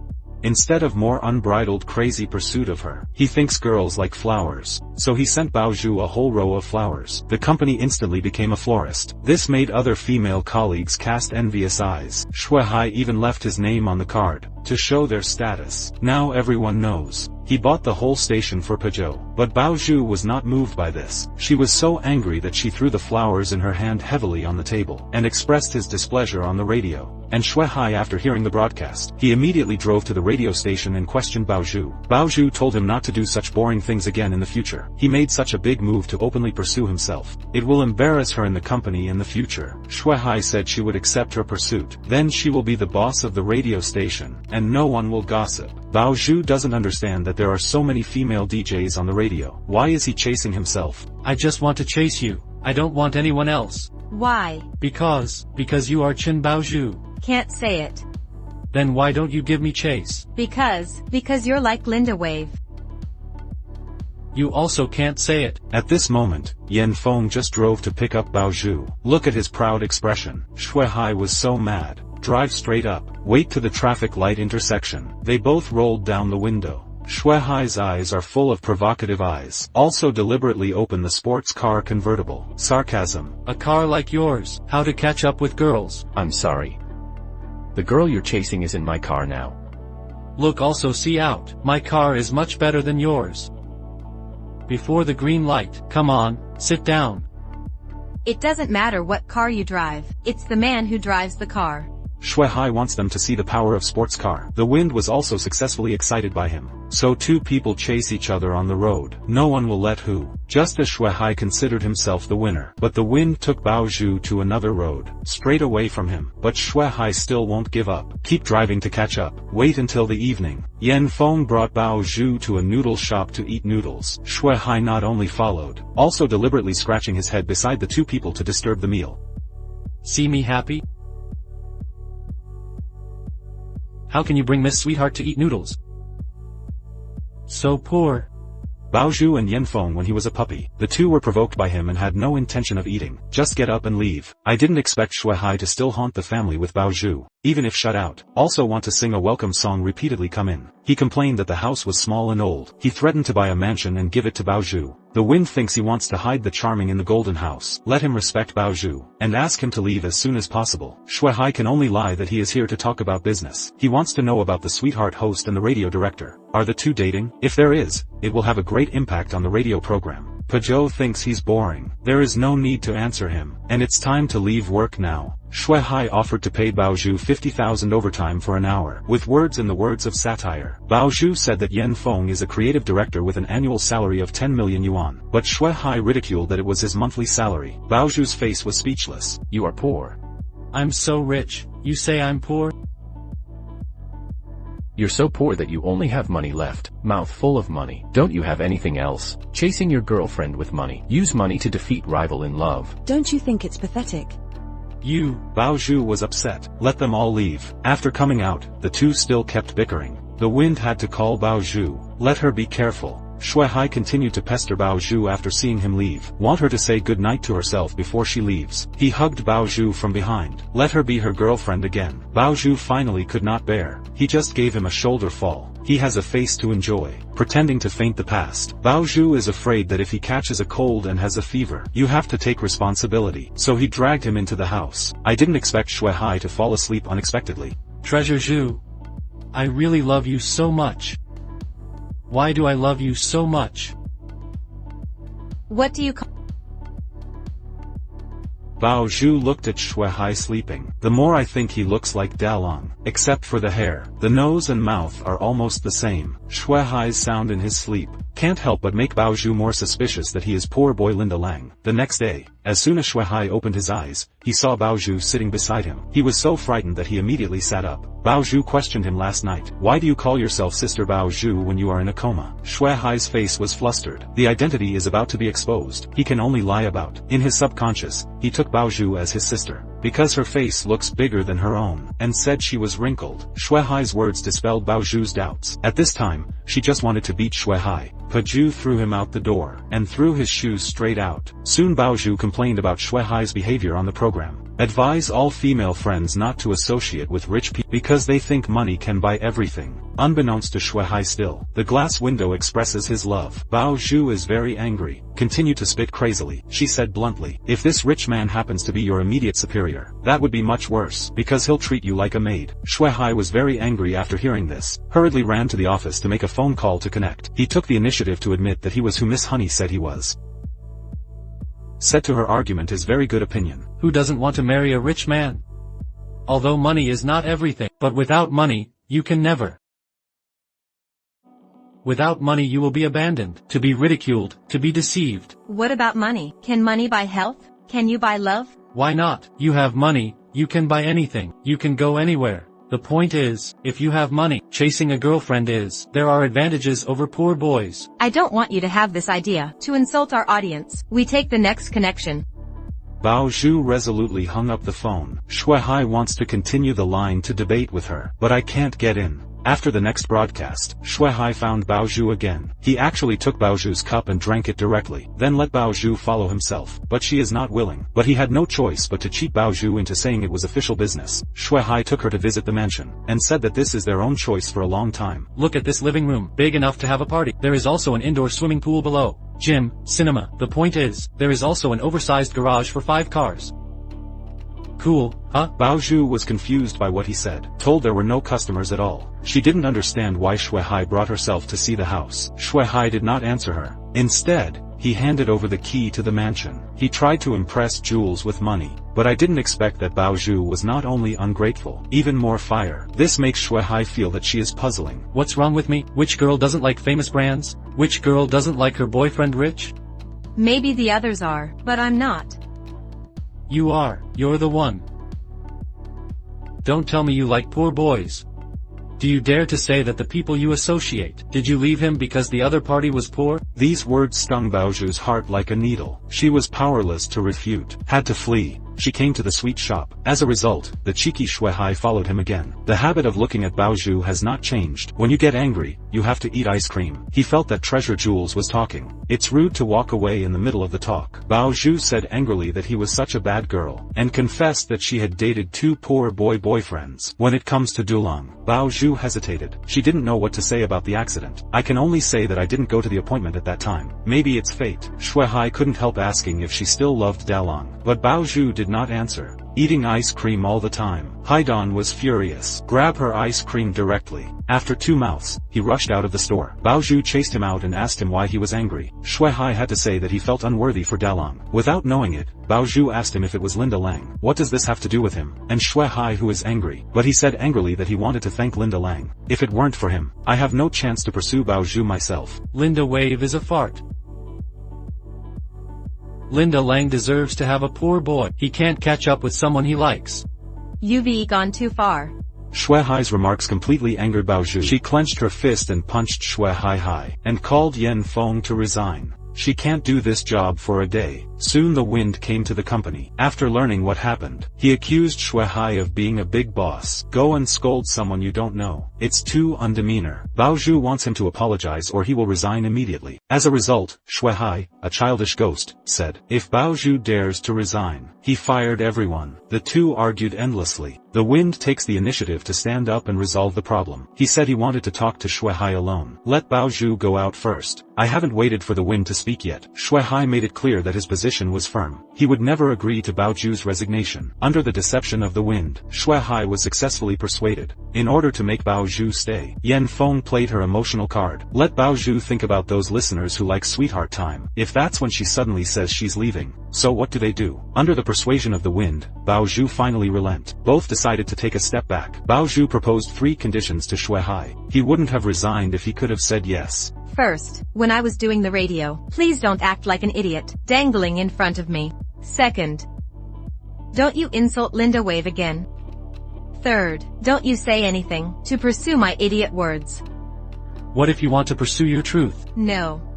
What if you want to pursue your honest? No, it's the same. Well, if it's about pursuing your... Try pretending you don't understand. In order to get rid of Shui Hai's pursuit of stalking and beating, Bao Zhu took the initiative to hold the hand of the wind, lying that the wind is his boyfriend. The intimacy of the two made Shui Hai very angry. His fierce pursuit forced Bao Zhu had to flee to the side of the wind, and Shui Hai still couldn't figure out why he would. Losing to this guy with a ponytail. Feel really stupid dead. On the way home, Pajot apologizes for just lying, but the wind took her hand again. He knew that Bao Zhu said that to get rid of Shui Hai, but he wants to be a real boyfriend. Starting today, I will hold your hand. No more letting go. Bao Zhu did not refuse. Instead, he accepted this feeling by default. After Shui Hai came home, the two sisters were worried when they saw him. I learned that Bao Zhu was injured. Shui Bo decided to talk to her sometime. Shui Pei also advised him to give up. Stop asking for trouble. But Shui Hai said he was quite happy. She hit him for dissing De Lang. De Lang still matters to Bao Zhu. After some analysis, Shui Pei advises Shui Hai to play hard to get with Bao Zhu. But Shui Hai doesn't get it. Shui Pei is speechless. She's stuck with her dumb brother. Just switch between hot and cold. The next day, Shui Hai does as Shui Pei suggested. Hey, are you full? Your buttons are undone. You look pretty today. Get new glasses. Wee Min, you look beautiful today. Thanks. When he sees Bao Zhu, he immediately turns cold, which makes Bao Zhu think Yan Feng is working as a shield. Then Shui Bo calls Bao Zhu, inviting her to dinner. But I have plans with my colleagues. Don't refuse. My words are final. Come now.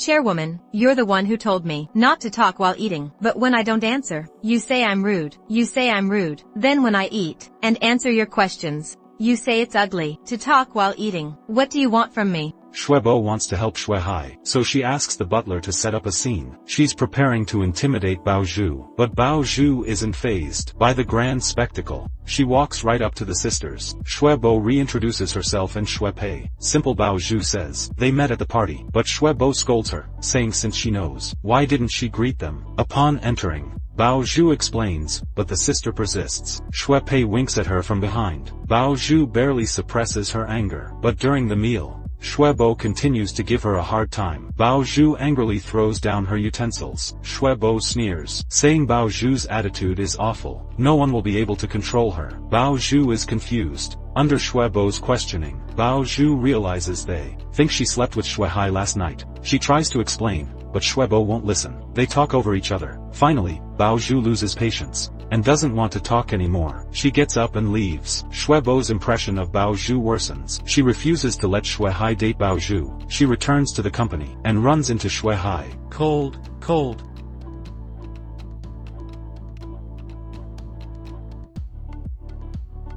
Resist looking at her. Play hard to get. What's wrong with Shuehai? 1 minute he's chasing me, the next he acts like he doesn't know me. What's this guy doing? You don't get what I'm doing, do you? Baozhu suddenly stops him. Shuehai pretends to be calm, but he's thrilled inside. Baozhu can't stand him playing hard to get, and spoke to him. That day, Yan Feng invites Baozhu on a weekend trip. Shuehai freaked out at the news. He called Shuepei for help. Shuepei suggested he bring a girl along. Let her know that every girl likes you. It's her loss if she doesn't like you. Just make her jealous. You'll win. I got it. Shuehai immediately called his ex, inviting her out, and so, Yan Feng and Baozhu drove away. Shuehai and a girl got on a helicopter to follow them. He arrived at the resort first. To stop them from sharing a room, he booked all the double rooms, but it didn't affect Baozhu and Yan Feng. They took 2 single rooms. The plan was going smoothly. Shuehai snickered in the corner. He saw Baozhu walking over. He ran to the gazebo, having these girls massage him. Oil, massage. Fruit. Oh my god. Soon, Baozhu spotted him. Shuehai pretended it was a coincidence. To show off his wealth and popularity, he introduced Baozhu to his female friend. Unexpectedly, Baozhu applauded him. They turned to leave, but Shuehai stopped them. He offered to treat them. Yan Feng agreed to stay. Then he bought 4 juices, claiming his friend had a cold, but wouldn't take medicine, asking the waiter to add medicine to the juice. Actually, it was laxatives. After the waiter added it, the manager cleaned up spilled juice. After that, the waiter also lost track of which one had medicine, so he just brought them over. Just like that, Shuehai drank the laxative juice. He wanted to embarrass Yan Feng, but he was the one stuck in the bathroom. 10 years ago, you. If Yi Qian hadn't mistaken you for a watch thief, your classmates wouldn't have bullied you. And you wouldn't have joined the judo club to protect yourself.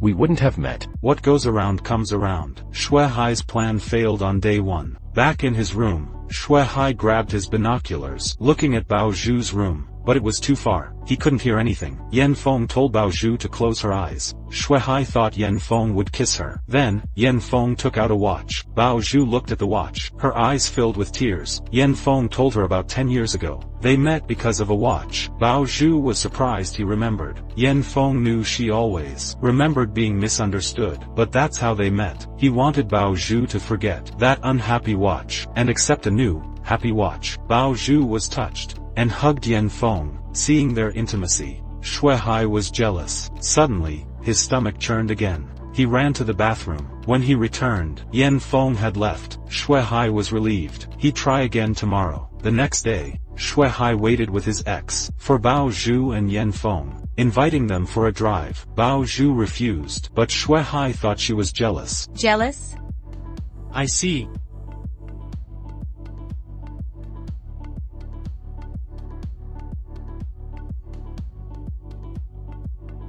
You can't stand me with Tina being this close? What do I care if you're close to her? Not jealous? Great, get in the car. Fine, I'll get in the car. He successfully triggered Baozhu's pride, and so, the four went out together. But Shui Hai embarrassed himself again. Due to the side effects of yesterday's laxative, he kept farting the whole way. The other three in the car were overwhelmed, forcing them to stick their heads out. Arriving at their destination, Shui Hai saw the two laughing and talking. His jealousy flared up again. He deliberately ordered his ex to wipe his sweat and feed him, trying to use his ex to make Baozhu jealous, but she was unmoved. She left directly with Yan Feng. Tell me why. Why doesn't she seem to react at all? This jealousy trick, is it working or not? Then the group arrived at the lake. Shui Hai watched Baozhu and Yan Feng chatting happily, feeling uncomfortable. Looking at the banana, he had a plan. He deliberately threw the banana peel by the lake, and shouted that someone was drowning, intending to make Yan Feng slip and fall. But seeing Baozhu running over, he had to kick the banana peel away, almost losing his balance himself. Luckily, I'm agile, otherwise... Baby, what's wrong? No. His plan backfired. Seeing that he couldn't swim, Baozhu jumped in and saved the idiot again. Just as he was expecting Baozhu's kiss, he got Yan Feng's sausage lips instead. Shui Hai woke up disgusted. Look at his lips, they're as thick as sausages.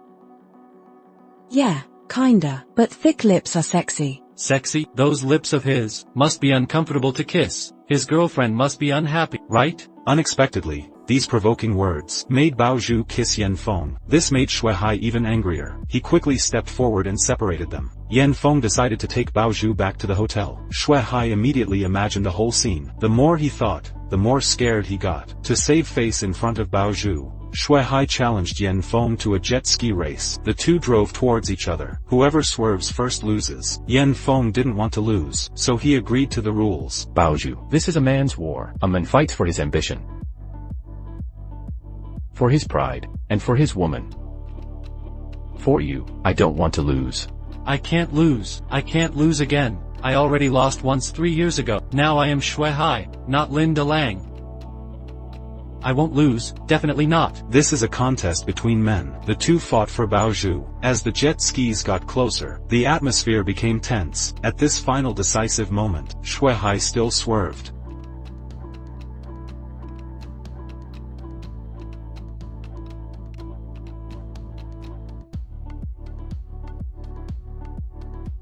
The two returned to the shore. Baozhu immediately went to care for Yan Feng. He was very happy. So, she hugged Baozhu in front of Shui Hai. Shui Hai watched them. He felt a strange sense of loss. Then, he got up and left. Baozhu's concern for him was in her eyes. Back at the hotel, Shui Hai drank, dejected. Yan Feng and Baozhu then came over. He proposed another drinking contest. But Yan Feng, still angry, didn't want to drink. Helpless, Shui Hai tried to goad him, saying only men dared to drink, and those who didn't were losers. This directly triggered Yan Feng's competitive spirit. He grabbed the drink, but Baozhu stopped him. Shui Hai provoked them, saying they're together. Then why does Baozhu still call him senior? Is it because she doesn't have a boyfriend? Baozhu got angry after hearing this. Yan Feng pulled Baozhu closer. To stop them from arguing further, Baozhu offered to drink with him. So, the four of them played the cheers game. Cheers, cheers, clink your glasses.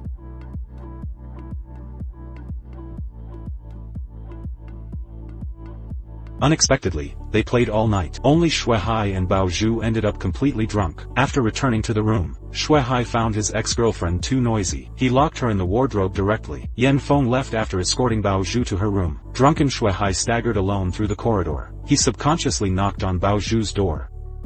Who is it? Baozhu, it's De Lang. Did you forget your keys again? Yeah. Can I stay at your place? Sure. Shui Hai reverted to his former De Lang persona. He immediately dropped his pants to show Baozhu, declaring he wasn't wearing Pink Panther undies today, then crawled under the covers to sleep. They lay together on the bed. Tears suddenly streamed down Baozhu's face. She turned to gaze at De Lang's familiar features. Painful memories flooded Baozhu's mind. She couldn't help whispering, De Lang. To her surprise, she got a response. I've been searching for you for so long. Why didn't you come back? Why didn't you wait for... I did wait for you. I kept waiting. I waited so long. They tearfully confessed 3 years of longing, vowing never to separate again. As passion overwhelmed them, they embraced and kissed passionately. Next morning, they woke to find themselves sharing the bed. Why are you here?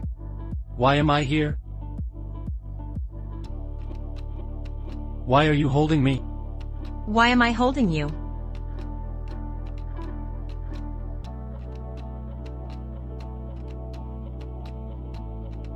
Yan Feng's knock suddenly echoed at the door. Bao Zhu panicked about being caught. She urgently shoved Shui Hai into the bathroom, and forcibly pinned him in the bathtub, dousing his head with cold water. Yan Feng demanded why she took so long. She lied about preparing to bathe, claiming the faucet was broken. To allay Yan Feng's suspicions, she demonstrated the broken faucet. Finding no issue, he urged her to bathe. Bao Zhu panicked, quickly declining to bathe now. Unaware, Yan Feng insisted she wash off the alcohol smell. Shui Hai suddenly exhaled underwater, alerting Yan Feng. Discovery seemed imminent.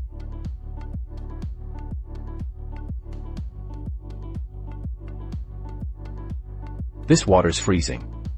How can I bathe? I'll catch cold. He turned on the hot water. Bao Zhu tensed, fearing exposure.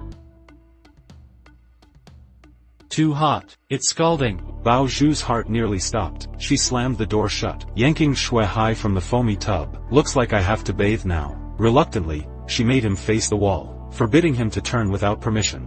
Shui Hai obediently complied. Suddenly he let out a loud burp. To his surprise, bubbles emerged from his mouth. Fascinated by this strange phenomenon, he kept hiccuping and blowing bubbles non-stop, completely forgetting Bao Zhu's warnings. When Shui Hai witnessed something he shouldn't have, Bao Zhu screamed in alarm. Yan Feng rushed to check on her anxiously. What's wrong? Nothing. The water just turned cold suddenly. Need me to help? I'm almost done here, just getting out now. Furious, Bao Zhu pushed him back into the tub. She quickly dressed and went to find Yan Feng, trying to keep Shui Hai hidden. She dragged him to breakfast. Meanwhile, Shui Hai's ex-girlfriend was desperately searching for him. Bao Zhu claimed she hadn't seen him. Spotting Shui Hai, his ex confronted him angrily. Shui Hai tried to explain, but bubbles kept escaping his mouth. What's wrong with you?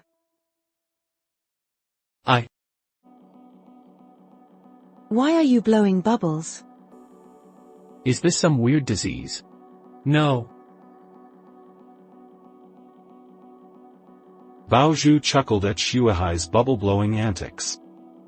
Their brief getaway came to an end. The four returned in the same car. Shui Hai chattered endlessly during the ride, bubbles punctuating every sentence. He even taunted Yan Feng repeatedly. Bao Zhu finally snapped, punching Shui Hai hard. Peace settled over the car. That night at home, Shui Hai sat dejected in his room. Shui Pei pressed him for details. Shui Hai blamed Shui Pei's bad advice. Bao Zhu showed no reaction this time, only fueling his own jealousy. Shui Pei explained, girls hide their jealousy well. He urged Shui Hai to confront Bao Zhu about that night's incident. Next morning, Shui Hai waited at the radio station early, claiming urgent business. He was firmly rejected by Bao Zhu. Sweetheart Time was about to air. Bao Zhu began her usual broadcast. A caller named Xiaoming phoned in, an obsessive fan known to the staff, who frequently harassed Bao Zhu. The director ordered to hang up. Undeterred, the man persisted, demanding to see Sweetheart. Shui Hai grabbed the phone, claiming she was unavailable, offering to chat instead. The fan's obsession escalated dangerously. He insisted on speaking to Sweetheart. Shui Hai reluctantly disconnected. On air,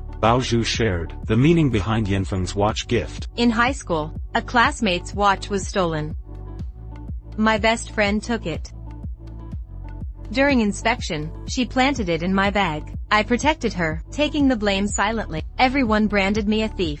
Shui Hai realized her wrongful accusation. Bao Zhu confessed the lasting trauma. Yan Feng's watch gift helped heal those wounds. Suddenly, the thief herself called in, tearfully apologizing after 10 years. Bao Zhu finally forgave her. Closure came at last. Shui Hai returned to his office, thinking about Bao Zhu being misunderstood. He begins to suspect that 3 years ago, Bao Zhu abandoning him might also be a misunderstanding. But past heartache keeps him resolved to continue avenging Delang. That night, Bao Zhu walks home after work, her obsessive fan. Taxi driver Xiaoming waits roadside. As she tries to enter the cab, Shui Hai stops her. Are you hurt? Do you know how worried I was? What would I do if you died?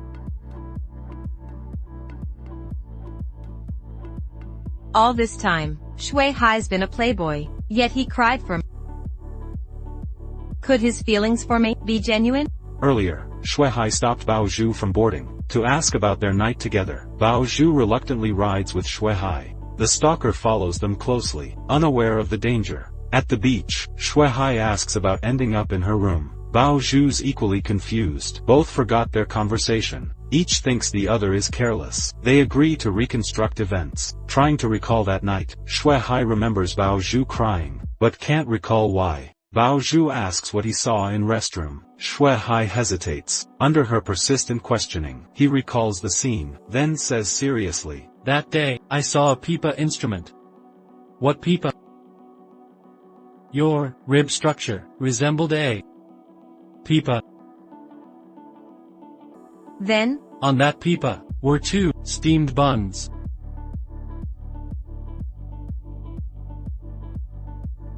Bao Zhu smacks his head angrily. Before Shuai finishes, Bao Zhu takes another taxi. Shuai chases after. Thinking she's ditching him, he follows persistently. Bao Zhu notices driver's strange look, asks why he's staring. Xiao Ming claims fandom, has much to tell her. The car accelerates. Bao Zhu panics. Yen phone calls. Her phone gets snatched mid-call. He calls back, but her phone's off. Yen Feng senses trouble, rushes to find her. Shuai trailing behind, notices something wrong.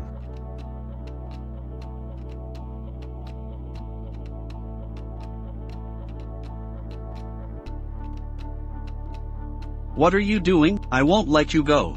Stop the car.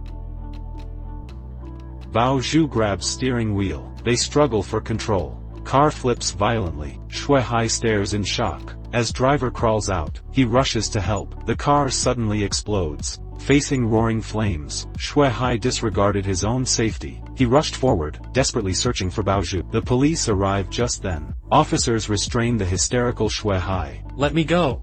Bao Zhu. Go save her now."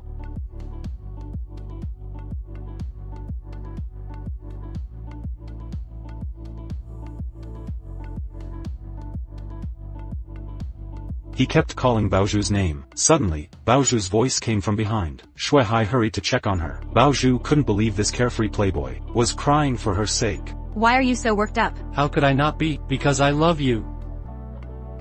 Though he felt strangely familiar, she refused to see Shuai as Dalong. She walked away coldly. Shuai immediately gave chase. He could no longer contain his feelings. He pulled her into a kiss. Yen Feng arrived just in time to witness this. This embrace, this kiss. You feel just like Dalong. But he's not. He's not Linda Lang. You wake up. Shuai is just a playboy. You can't because he looks like Dalong, and fall in love with him. Bao Zhu returned to his mind and immediately pushed Shuai away, and slapped him hard, then turn around and leave. Left Shuai alone, sad tears. At this time, Bao Zhu's heart is mixed. Now she can't tell her heart clearly either. The wind soon caught up. "Even though I feel so sad and desperate." But he still stepped forward and hugged Bao Zhu tightly, and took her home to wipe her. Always gentle and prepared for fear of losing treasure Zhu. First time in front of her, Bao Zhu patiently pacified his emotions. But when the wind closes his eyes, think of just 2 people kissing the picture. Bao Zhu's refusal to let him collapse completely. He's worried that Pajot won't forget Darlang. I haven't forgotten the Linda wave. If you haven't forgotten Linda Wave, why even one, Shuai, who looks like Dalong, you will be attracted to him, close to him. Why does he hug you and kiss you? You won't push him away. Only then did Bao Zhu know that he had just seen the scene. The wind said that he not only saw it, even chose to escape silent stop. I'm sorry. Don't say sorry to me. I don't want to hear you say I'm sorry. I just want you to forget Linda Wave. I'm begging you. Please, please. In order to no longer hurt Love her senior, Bao Zhu is determined not to go on like this. Force yourself to try to forget Dalong. Try to recognize the fact that Shuai is not Dalong. And the desolate Shuai returned home. He was asked by Shuebo if he was take another girl on vacation. Shuai nodded. Shuebo is very happy that he can finally have a good relationship. Also threatened to say that as long as it is not Chen Bao Zhu, other girls can be considered. "What kind of girl I don't like? I just need to be with Chen Bao Zhu." Shuai's words made Shuebo dumbfounded instantly. She hurriedly took Shuepei as a lobbyist. I didn't expect Shuepei to persuade Shuebo to let go. Shuebo doesn't understand what's good about Chen Bao Zhu. Clearly looks and figure are very ordinary. Bad temper. Why does her brother like her so much? You. Without her, would you die? I will die. Do you know what just happened? I thought she was dead. If she dies, I don't want to live. What did you say? Shuebo never thought his own brother would. For the sake of Chen Baozhu, you can even take your life. She was so angry that she gnashed her teeth. So the next day came to the radio. Ask her how much money she wants to stop pestering Shuehai. Baozhu deliberately said to 0.1 billion. Shuebo thinks she's talking to a lion. But in order to keep her away from Shuehai, Shuebo or directly write the 0.1 billion check. I didn't expect to be torn to pieces by Baozhu in the next second. She hates them, the rich. I think money can buy everything. Frankly speaking, even if Shuebo doesn't come today, please ask yourself. She will also stay away from Shuehai. He also said that he simply disdained him. When he came out, Shuebo happened to meet the wind. After learning that he was Buzhou's boyfriend, Shuebo hopes to say that wind energy should be managed well. Don't let her tangle with Shuehai again. He also said that Shuehai was studying in Hangzhou that year. Talk about a love suffered a lot of emotional injury. When I came back, I was like a completely different person. So she doesn't want it to happen again. This can't help but make the wind suspect that Shuehai is Linda Lang. He wants to continue to understand, but interrupted by Shuebo. On the other side, Baozhu's deliberate cold attitude let Shuehai flustered. Still have the cheek to Baozhu.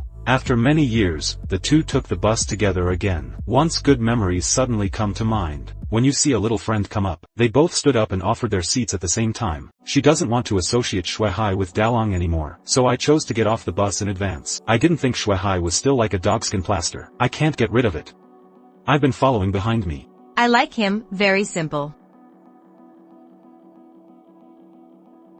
I like him. Will make me laugh. I like him. Don't love to haggle over every ounce. I like him.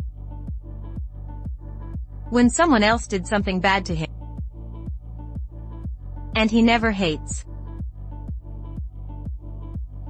Shuehai was able to catch up with Baozhu. He boasted that as long as Baozhu was willing to be with him, no matter what the request can meet her. But I didn't expect Baozhu to ask Shuehai to help find Dalong. Now all she wants is to see Dalong again. Shuehai doesn't understand. Why is she so obsessed with seeing Linda? Baozhu said frankly that he did not go to the appointment on his birthday 3 years ago. There's something she didn't say about Darong. Shuehai wants to know what it is. But Bogu wouldn't talk to him, because she just wanted to say it in front of the waves. Baozhu asked him if he wanted to help find someone. Shuehai was very flustered. If a person wants to hide from you, you can't find it. Even if he appears near you, you can't find him either. You don't talk so much. In a word, do you want to help me? Seeing can't persuade. He had to pretend to ask Baozhu. Linda Lang except for his face and his image. What other features? Baozhu conveniently picked up the roadside spray paint. Start scribbling on the wall. Draw her memory of Dalong, and also draw while smiling, talking about the various characteristics of the wave, and the Shuehai behind him has already burst into tears. Baozhu finally expressed her love for Dalong. She'd love to see Dalong again. Say what's in your heart. Only then did Shuehai realize, Dalong is still an important presence in her heart, but he always can't understand. Why did Baozhu leave himself? In the evening, Shuehai returned home. Shuebo told him that the wind was the thing about Baozhu's boyfriend. At this time, the housekeeper informed that 2 young ladies from Hangzhou had come to visit. When I saw that it was Molly and Yi Qian, this let Shuehai cannot help but startled. He took the initiative to say hello, but Molly didn't recognize him. Shuehai confidently introduced himself as Linda Lang. The two looked at him with an incredible face. It turned out that they were taking advantage of the end of the dance performance. Come to Taiwan to play. All Molly knew before was that he was Dad's friend's brother. I didn't know their family was so rich. I never thought Linda Lang would be a fake name. Shuebo is very fond of the gentle and sweet Molly. Even intended to set her up with Hai. The next day, Shuebo came to the company and met him. Chen Ruanfa, a friend I haven't seen for many years. He approached the elder sister with purpose. But the elder sister, who is single, thinks she has met true love. The two quickly established a relationship.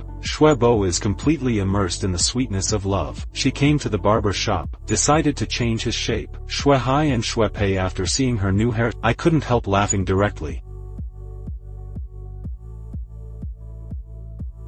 Why are you wearing a wig today?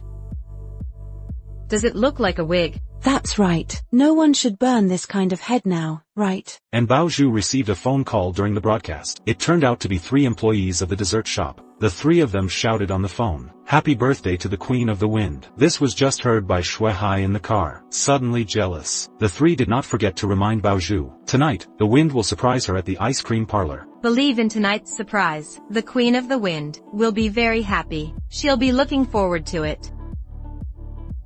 You like surprises, don't you? I'll give you one today. Unexpected surprise. You wait. In the evening, Shuai dressed up as Dalong and came to the dessert shop. Look at this familiar figure. Bao Zhu thought he was mistaken again, and lamented that there were so many people cutting mushroom heads. But the moment he turned his head, Bao Zhu froze instantly. She couldn't believe she'd ever see Darlang again. Are you really Dulong? Don't you remember me? I am Chen Baozhu.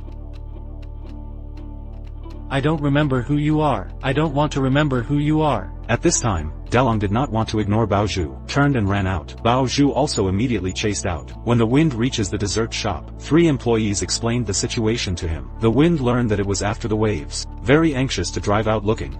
I hate you. I was in a car accident. I'm lying in a coma in the hospital. How do you want me to meet you? If I could, I would climb to see you. But I have no way. The sudden appearance of Dalong surprised Bao Zhu, more of a surprise. She cautiously approached the waves, and begged him to come back and talk to himself, in order not to expose the identity. Dalong can only lie that Shuai found himself. I've been looking for you for 3 years. There's a word I never told you. It was on my birthday 3 years ago, to tell you. What do you want to say to me? Even if the whole world is against it, I want to be with you too. Dalong did not believe, turn around and try to escape, but he was hugged by Zhu Bao. Very not easy to see the waves. This time she didn't want to let go. Dalong questioned Bao Zhu 3 years ago. Why didn't you go to your birthday? Bao Zhu wanted to explain, but he covered his ears and didn't want to hear it. She told Dalong the reason she didn't make the appointment. Because she was in a car accident. It doesn't matter if Darong wants to hate, because she hated her powerlessness even more. Dalong asked why Bao Zhu threw away the pink naughty leopard. She explained that the naughty leopard was have been well preserved to stay around, because she never forgot the waves. But Kodalang didn't know whether to believe what she said anymore. Whether you believe it or not, I'm really not sorry. Really? Do you still love me? I never stopped loving you one day. Then if I'm not Linda Lang anymore, will you still love me? No matter what you become, I will love you. 2 people excited to embrace together, but then Dulong suddenly remembered the breakup note left by Bao Zhu. He still can't believe Jules, so push her away directly. It means there will be no more Lindar waves. Then he turned around and ran away without looking back. Bao Zhu hurriedly catch up, but the figure of the wave is not seen. No matter how she screamed, the waves never appeared. He was alone in the corner crying. At this time, he couldn't figure out why Bao Zhu wrote that note. He also can't tell which sentence is true. Remembering Bao Zhu's heart, Dalang is simple and will not haggle over every ounce. He is very afraid that Shuai will disappoint Bao Zhu now. In the face of the sudden emergence of the wave and suddenly disappear, Bao Zhu completely collapsed. She sat helplessly on the ground, begging for the waves to come out, but he still chose to leave ruthlessly. Yan Feng coincidentally found Bao Zhu. His worst fear had come true. Learning Darlang appeared then vanished again. Yan Feng was at a loss for words. He could only hold the distraught Bao Zhu. Soon he safely escorted Bao Zhu home. Seeing Bao Zhu's heartbroken state, Yan Feng couldn't help but ask her, If Darlang really comes back, would you still choose him? Bao Zhu remained silent. Her silence spoke volumes. Depressed, Shuai stayed up all night. He confided in his sister Shuai. Yesterday he met Bao Zhu as Lin Darlang. Now he understood why she stood him up. But one question haunted him. Bao Zhu's mom showed him a breakup note. It said she was leaving Darlang to marry a wealthy man. That note drove him to panic and flee uncontrollably. Shuai urged her brother, discover the truth about that note. Don't live with regrets. Today Shuai faked illness to avoid seeing Bao Zhu. Bao Zhu came to thank Shuai. After work at his residence, hearing Bao Zhu's arrival, Shuai trembled nervously. Shuai calmed him down. I'll help handle this. Wear these earphones. I'll monitor your conversation. If you get stuck, I'll guide you through. I wrote that note to deceive my mother. She threatened to ruin Darlang's life. If I kept seeing him, she'd prevent him from graduating. He came to Hangzhou alone, poor and vulnerable. No money, no connections. If she harmed him with her schemes, what could he do? the Playboy Shui Hai, became awkward around his crush, needing his sister's coaching. Bao Zhu asked about his cold to maintain the act. Shui Hai sniffled weakly, feigning stuffy nose. Bao Zhu pressed for details about finding Darlang. Shui Hai lied, private detectives, changing the subject awkwardly. Undeterred, Bao Zhu pleaded for Darlang's address. One last meeting, she begged. Shui Hai firmly refused, claiming Darlang won't reappear. Bao Zhu resolved to find him on her own. Shui Hai jumped to stop her. It's not that I won't help, but... Shui Pei whispered prompts. He doesn't want to see you. How would you know? Because... Ask about the note. Ask about that breakup note. What are you talking about? With his sister's guidance, Shui Hai confronted her. Darlang left because of that note. Your mother showed me a breakup letter from you.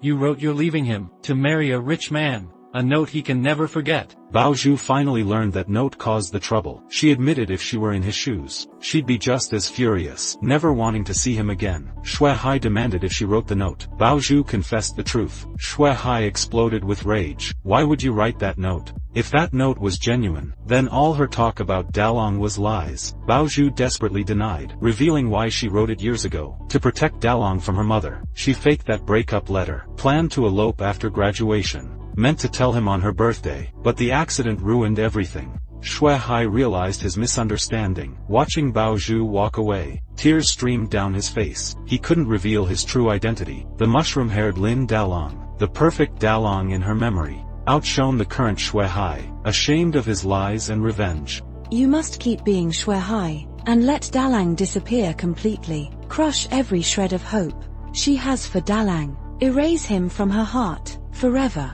Following Shui Pei's advice, Shui Hai made a silent decision. Valentine's Day arrived. Shui Bo pushed Shui Hai and Molly together, hosting dinners and making plans, even booked them a restaurant. Shui Bo cleverly left them alone, handing over flowers from Shui Hai, creating alone time for them. Presenting flowers from Shui Hai. These are from Shui Hai. Shui Hai was baffled. Shui Bo's meddling became clear. Awkwardly handing Molly the flowers, he wished her happy Valentine's. Molly beamed with joy, mentioned an ad offer with a catch. Coordinator Hien Feng, Bao Zhu Sr., torn between opportunity and personal history, she sought Shui Hai's advice. He encouraged her to try. Don't miss this chance. They planned a dinner date. Meanwhile, on her radio show, Bao Zhu shared memories of Dalong. Valentine's Sweetheart Hour drew countless listeners. Love confessions flooded in. After much hesitation, Shui Hai called the show. This is Lin Dalong. Dalong. We need to talk. Go on. Not here. Let's meet at 4 o'clock, Starlight Pier. 4 at Starlight Pier. Bao Zhu's heart raced with hope. Her boss urged her to leave, abandoning her listeners. She rushed to the meeting. The director took over the show. Two lovers raced through the city. Bao Zhu's taxi filled with well-wishes. Another roadblock delayed her. With time slipping away, she ran in heels, clattering towards the pier, heart pounding with anticipation. She found Shui Hai instead. Dalong heard your broadcast, but still refused to come. Then why arrange this meeting? Bao Zhu demanded answers. Shui Hai avoided her gaze, mumbling about unavoidable reasons, and falsely claimed he got married a year ago. Bao Zhu looks utterly unconvinced. She refuses to believe Shui Hai's claims. She demands to hear it directly from Darlang, or she'll never give up hope. Shui Hai presents prepared evidence to Bao Zhu. Darlang asked me to give you this. He's married. 3 years ago he thought you abandoned him, returned heartbroken to Taiwan, then met this woman, and married her. No. That's not Darlang's smile.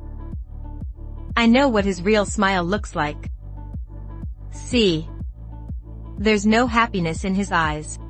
Bao Zhu still refuses to believe it, insists Shui Hai take her to confront Darlang. Shui Hai urges her to stop deceiving herself, face reality.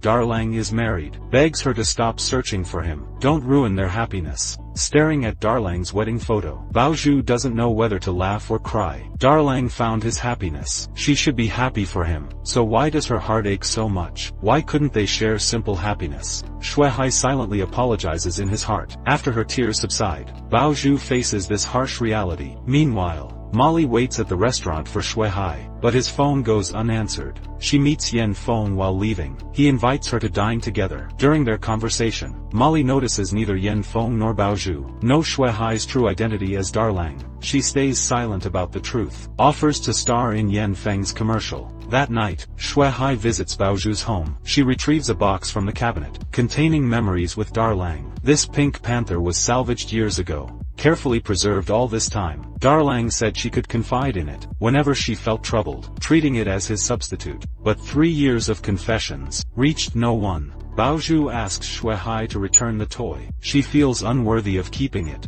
Shuai clutches the dirty toy, weeping. Baozhu, I'm sorry. So all this time, I've misjudged you. Baozhu forgets her date with Yan Feng. He arrives to see Shuai leaving, calls Baozhu repeatedly, wants to check on her, but gets rejected outright. She needs to be alone. Elsewhere, Molly questions why Shuai stood her up, asks if he still loves Baozhu. He avoids answering, tells her not to overthink. Alone, Shuai replays Baozhu's words, lost in thought, wondering, can Shuai make her happy? Lin Dalung. You must live happily, so happily. Chen Baozhu searched 3 years for you, at the place you once waited for her. I came here to tell you. You must find happiness. Shuai arrived at the radio station but found Baozhu missing. The receptionist said she took leave to Hangzhou. Shuai rushed to the airport immediately. He hurried to the ticket counter, trying to book a direct flight to Hangzhou, but the check-in deadline had passed. He then pulled out a diamond card, and got his boarding pass quickly. Soon he was airborne to Hangzhou. Shuai called Baozhu upon landing, but her phone remained off. Suddenly, an idea struck him, remembering their special place. He directed the driver to Zhejiang University. Baozhu was there, just as he guessed. She was reminiscing about meeting Dalang. Shuai soon spotted her. I need to completely forget the past. I want to relive every moment I shared with Dalang one last time, then bury all those memories. Bury it so deep, Chen Baozhu and Lin Dalang will be sealed in my heart's deepest corner, where even I can't find them, lost forever. Shuai offered to join the ritual, but Baozhu firmly declined. This was her private journey to closure. Shuai had to act like she wasn't there, and so, he quietly followed behind Baozhu. A sweet smile reappeared on Baozhu's face. Closing her eyes, she recalled the happy times with Darlang. Seeing Baozhu's sorrow, Darlang's heart ached for her, but he restrained his urge to confess.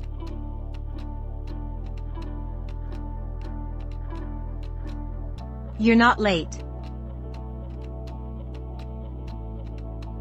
I'm the one who's late. This was their shared memory. Shuai turned away to wipe his tears. They wandered from day till night. Baozhu returned to the Ferris wheel. Regret filled her for missing their date, missing their chance to be together. Baozhu shouted wishes for Darlang's happiness, but couldn't hold back her tears. Shuai behind her wept silently. Still he couldn't reveal he was Lin Darlang, only repeating apologies in his heart. After composing himself, he approached to comfort Baozhu. 3 years passed, yet Baozhu couldn't accept losing Darlang. I think I'm really losing him.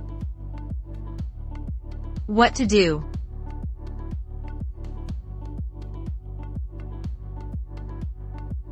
What to do?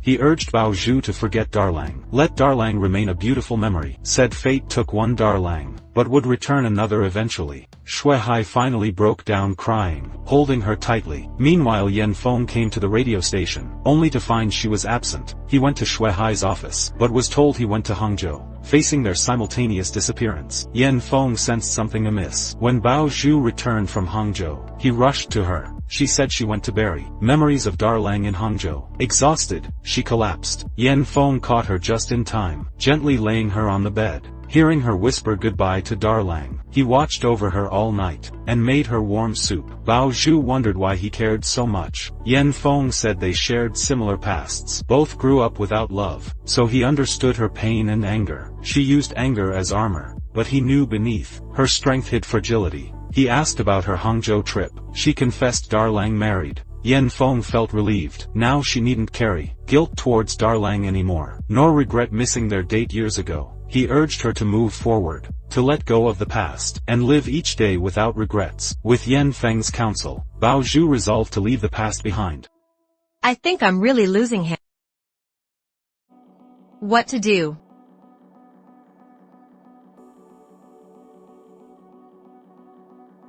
What to do?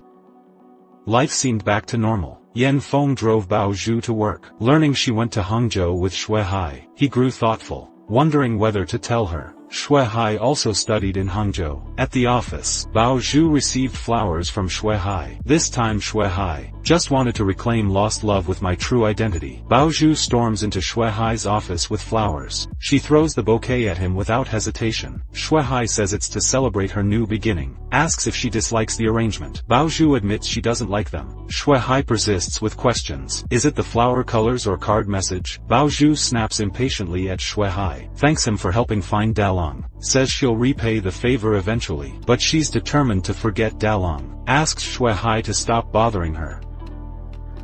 What's sending flowers got to do with forgetting Lin Dalong? It has everything to do with it. You look exactly like Dalong. Everything about you, especially seeing you, makes me remember him. When you see me. What about me then? From now on, how can I come to work? I can quit. Quit? No way, that's impossible. Why not? Because we have a contract. The contract. To distance from Shui Hai, Bao Zhu starts calling him boss. Shui Hai wanted her to forget Dalong, but she's cutting him out too. Meanwhile, Molly gets chosen for a commercial shoot. After negotiations, the advertiser praises Yan Feng, commends his exceptional talent. During casual chat, he reveals being Shui Hai's classmate, mocks Shui Hai's former nerdy appearance. With awful mushroom haircut, Yan Feng recalls Shui Bo mentioning Shui Hai studied in Hangzhou. Now convinced Shui Hai is Dalong, urgently asks the advertiser for their high school yearbook. Shui Hai persists following Bao Zhu, insists on driving her home. Seeing her cold shoulder, he suggests being normal friends. She flat out refuses. Shui Hai gets angry, just for resembling Dalong. She's pushing him away completely, says she shouldn't treat a friend who helped her this way, drives off angrily. Bao Zhu realizes she might be wrong, calls to invite him for dinner. At the restaurant that night, his ordering manner reminds her of Dalong. She admits she can't forget Dalong, flees the table abruptly. Why is forgetting someone so hard? Why is fate torturing me like this? Why put someone resembling Dalong right in front of me? Shui Hai follows closely, seizes the moment to confess. My feelings for you are real. Whether you accept me or not, I'll never stop fighting to be with you. We can't be together. Who says it's impossible? Your fate with Lin Dalong is separate. Why can't we merge our destinies through this connection? How can you be so sure? Because I love you. No matter what happens, I'll spend my life with you. Facing Shui Hai's heartfelt confession, Bao Zhu can't bear to face him. Every glimpse of him brings back memories of Dalong. Finally Bao Zhu walks away. Yan Feng soon gets the yearbook. The moment he sees the photo, all doubts vanish. Rushes to Shui Hai's office, demanding answers. Bao Zhu despises being doubted most. Shui Hai pretends not to understand. He insists he's not Lin Dalong. How long will you keep pretending, Lin Dalong? Why are you shouting? I told you I'm not Lin Dalong. When will you stop mistaking me? Seeing his stubborn denial, Yan Feng throws a photo album at him. Meanwhile, Shui Bo brings Molly and Yi Qian to visit the radio station. They unexpectedly encounter Bao Zhu. All three immediately tense up.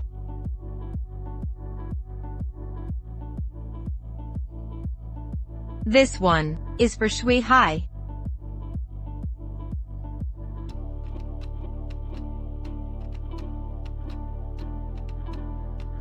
And this one is for Lin Dalong.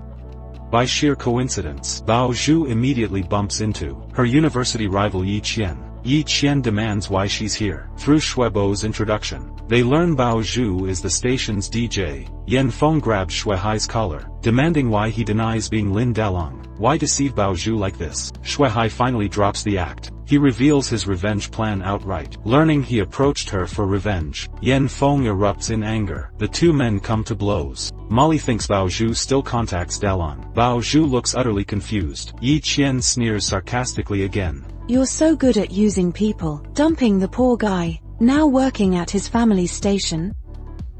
You never imagined that poor boy would transform into rich heir Shuai. Bao Zhu is stunned. Memories flood her mind. Similarities between Shuai and Dalong. She demands confirmation. When they confirm it, she storms off to confront Shuai. Shuebo asks how they know Chen Baozhu. Molly reveals she was Dalong's Hangzhou girlfriend. Shuebo's eyes widen in shock. Baozhu barges into Shuai's office. She finds the two men wrestling. Furious, she realizes Shuai's been lying all along. She slaps him twice resoundingly, then turns and storms out. Yan Feng urges Shuai to chase her, or I'll go myself. Shuai finally snaps awake, rushing after Baozhu. Baozhu, Let go of me. just listen. Don't use Dalong's tone to call my name. But, I am Dalong. Then why deny it from the start? You are Lin Dalong. I thought you'd forgotten Lin Dalong. So you kept lying to me? Buying this station, giving me expensive jewels, showing me mansions? What was this all for? I wanted you to love Shuai. Liar, you've been toying with me. He admits starting with revenge, over misunderstandings as Shuai, to make her regret leaving poor Dalong. His distrust crushes Baozhu. No matter how Shuai pleads, she can't forgive his deception. Whether Dalong or Shuai, the one thing that remains unchanged, is my love for you. Devastated, Baozhu rejected all his explanations. She declared she never wanted to see him again. Then she turned and fled immediately. Shuai chased after her, only to be brutally slapped again. Baozhu ran away without looking back. When Shuai finally caught up, he begged for another chance. But Baozhu couldn't accept. Someone who deceived her from the start. I don't want to see you anymore. Whether it's Lin Dalong or neither has ever existed in my life. Stay as far away from me as possible.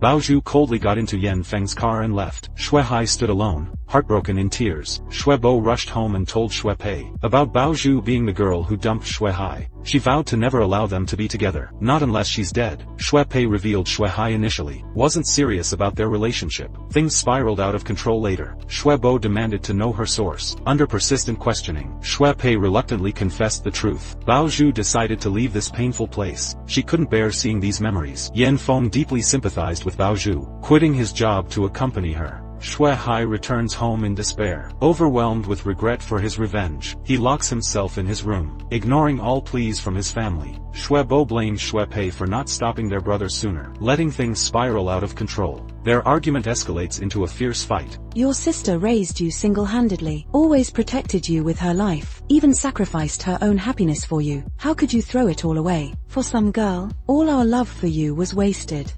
Baozhu discovers Shuai is the mushroom-haired boss. News spreads fast through the radio station. Colleagues gossip behind her back. The crowd scatters when Baozhu approaches. She resigns to the station manager, claiming she'll study abroad. The manager warns her. Leaving now requires breach penalty payment, as her contract isn't up yet. But Baozhu insists on leaving, vowing to borrow money if needed. Meanwhile, devastated Shuai refuses food in self-isolation. Shuebo's heart aches, urging him to eat, but he won't listen. They're at their wits' end. Molly arrives, learning of Shuai's seclusion. She knocks on his door, asking to check on him. No response comes. His sisters shake their heads. Then, the door creaks open. Do you still love Chen Baozhu? Shuai nods silently. But I've lost her again. This is all my fault. Molly advises him to see their love as a beautiful mistake. 3 years ago, fate kept you apart. 3 years later, you meet again, only to settle old scores. So Baozhu and I are even now? Yes. This is fate's design. Any remaining debts must be repaid. No debts means no bonds remain. Baozhu and I, we're done. After Molly's counsel, Shuai buries his pain, abandoning his 6-year-long love. The station manager visits Shuai's residence, reporting Baozhu's resignation. Seeing how she hurt Shuai, Shuebo won't stop her resignation, just pay the breach penalty, threatening legal action. To drown her in debt, Shuai intervenes. Stop harassing Baozhu. I'll pay the penalty. This is my fault to begin with. Shuai seeks Yan Feng, not to fight for another chance, but to entrust Baozhu's care. You understand her better than I. For her happiness, I'll let go and bless you both. Yan Feng questions his sincerity. I say these words, because I know, Baozhu never wants to see me again, so I must say them. I refuse to be that hated memory in her life story.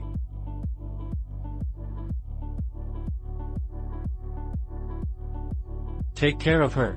That night, Bao Zhu writes a farewell letter to her listeners. Shui Hai secretly visits her in the pouring rain. He can't bring himself to disturb her again. Leaving silently is his only choice. Heartbroken, Shui Hai walks alone through the stormy night. He fears their relationship has truly ended. His sisters grow worried as he's out late. Their calls go unanswered. Fear for his safety grips them. Shui Pei suspects he went to Bao Zhu's. They get her address from the station manager. The sisters rush out to find him. They spot him wandering the rain-soaked streets. Shui Bo urges him to come home. He shocks them by pushing her away. Shui Pei slaps him across the face. Why did you hit him?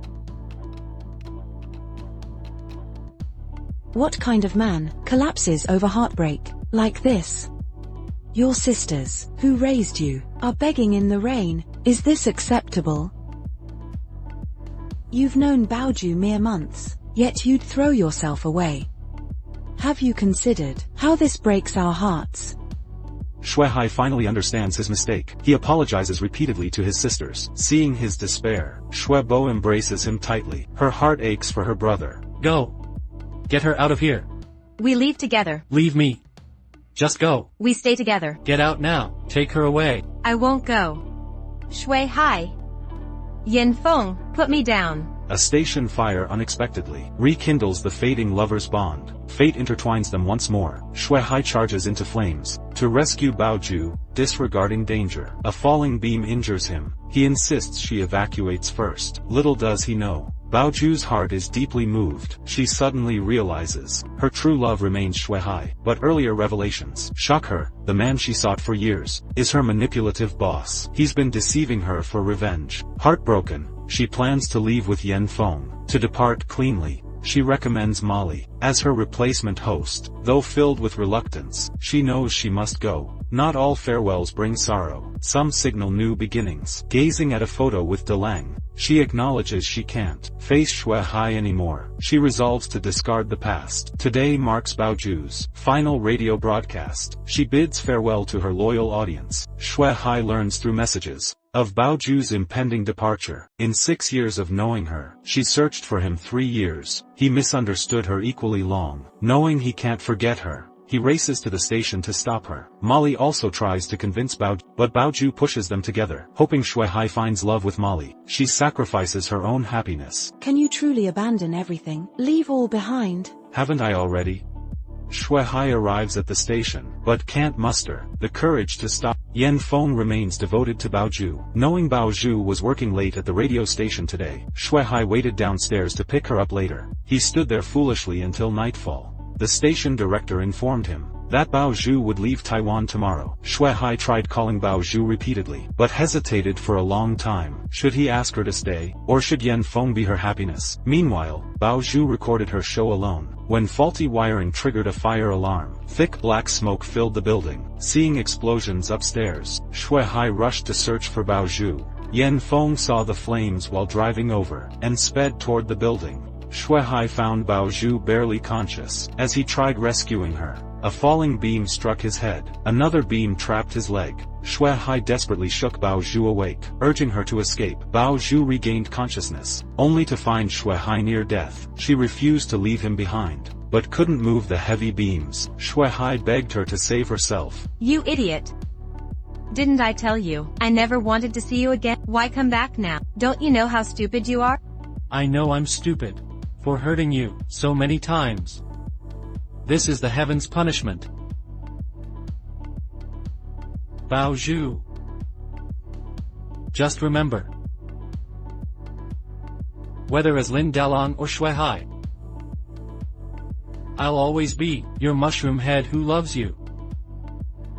That's enough for me. Bao Zhu refused to abandon him. She confessed her hidden feelings, admitting she still loved Shui Hai, begging him to survive for their love. No matter what happens, they vowed to stay together. At the critical moment, Yen Feng found them. Shui Hai urged Yen Feng to save Bao Zhu before they all perished. Yen Feng carried Bao Zhu through flames. Seeing Bao Zhu safe, Shui Hai smiled in relief. Firefighters arrived and extinguished the blaze. Shui Hai was rushed to emergency care. When Shui Bo heard The news, he nearly fainted. Shuehai's life now hung in balance. Are you an idiot? Why keep saving me? Don't you know every time you rescue me, you end up hurt? In the alley with bugs. In the library shelves collapse, by the lake. And now. This time too. Wake up. Do you hear me? After finally reuniting, both now faced mortal danger. In delirium, Shuehai became Lin Dalong. Bao Zhu appeared as a guardian angel, descending from above, but vanished quickly. He reached helplessly into empty air. Fortunately, Shuehai is out of life-threatening danger. However, due to heavy smoke inhalation, and a head injury from impact, he remains in a comatose state. The awakened Bao Zhu desperately searches for Shuehai. Learning he's still unconscious, she yanks out her four without hesitation. "Let me through, Yan Feng." She brushes past him callously. "I'll crawl to Shuehai if I must." Yan Feng can't bear her self-destruction. "I'll take you to him." Supported by Yan Feng, she finally reaches Shuehai's room. Seeing Shuehai's lifeless form, Bao Zhu collapses, begging through sobs, "Wake up." You always woke up confused before, after saving me. That dumb look on your face, asking what happened. Wake up now, enough. Shuebo believes Shuehai brings disaster whenever near her. Get out, Bao Zhu. Now. Her rage escalates uncontrollably. Yan Feng drags her away forcibly. Bao Zhu drowns in guilt outside. This is all my fault. What if he never wakes up? Yan Feng reassures gently. He'll wake. I promise, but you should keep sobbing uncontrollably. Returning to the hospital room, they find Mia waiting, secretly smitten with Yan Feng. She thoughtfully brought Bao Zhu some food. Lost in grief, Bao Zhu ignored her. Enraged, she lashed out, accusing Bao Zhu of selfishness. She scolded her for ignoring Yan Feng's feelings. Yan Feng immediately cut her off. Bao Zhu knew she shouldn't be selfish, but Shuehai sacrificed himself to save her. How can I face him after he saved me, only to end up like this? How can I just ignore him now?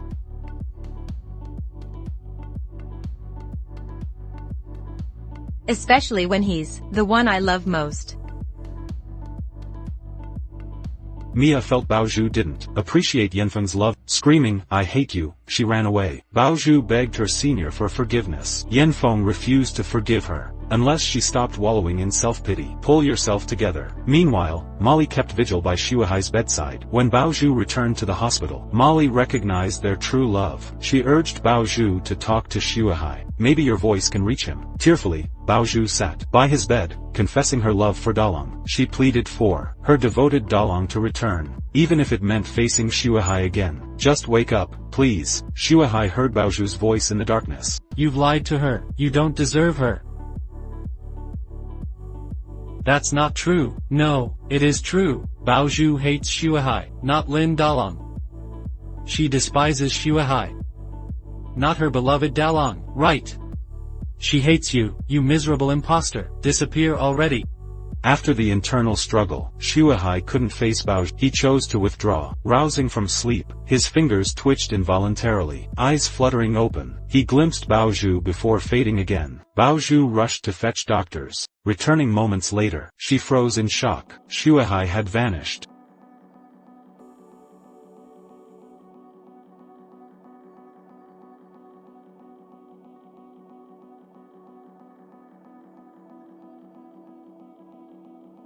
Bao Zhu, slow down, eat properly. Take your time, this isn't healthy. I need strength to get discharged and find him. Okay. I'll discharge you tomorrow. We'll search together. We'll find him. Trust me. Bao Zhu, believe in us. Just stay calm.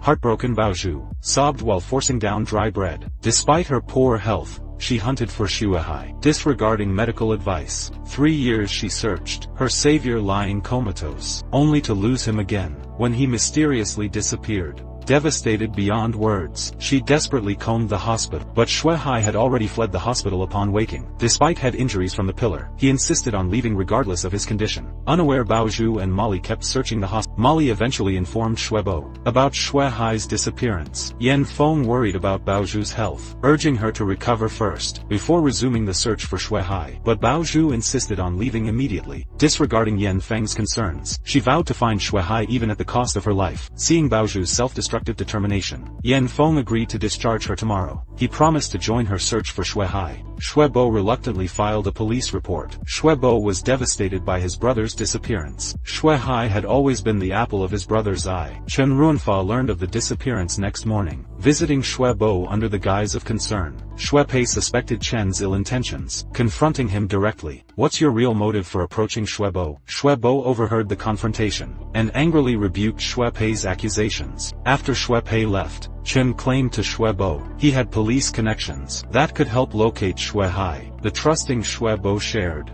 Shui Hai's entire life story, unaware of Chen's sinister agenda. Meanwhile, Yan Feng discharged Bao Zhu. Why aren't you angry with me? Why should I be angry? Angry I broke my promise to go abroad with you? Angry I still can't forget Lin Dala? Angry I didn't cherish your care for me? Angry I never had the courage to tell you we can't be together? I never knew how to be angry with you. If I must be angry, I'd only be angry with myself. Seeing Yan Feng's decade-long devotion, Bao Zhu felt overwhelming guilt. Her heart still belonged to Lin Dalong. Seizing this moment, she urged Yan Feng to abandon her. "I'm not worth your sacrifices anymore." Unbeknownst to Bao Zhu, Yan Feng had abandoned many things in 10 years, but never could abandon her. Though aware of her love for Dalong, he couldn't utter the word "give up." Hearing Bao Zhu's rejection, Yan Feng's mind went blank. He angrily drove away. With Shui Hai still missing, they posted TV missing person alerts, with substantial rewards offered, hoping for swift recovery. Meanwhile, Bao Zhu continued searching streets with Shui Hai's photo. Yan Feng joined the search. Without resentment towards Bao Zhu, despite their relentless efforts, Shui Hai remained untraceable. Despondent, Bao Zhu stood at the graffiti wall, where she'd once asked Shui Hai to help recover Dalong's memory. She'd painted Dalong's portrait on this very wall. As Bao Zhu stood distraught,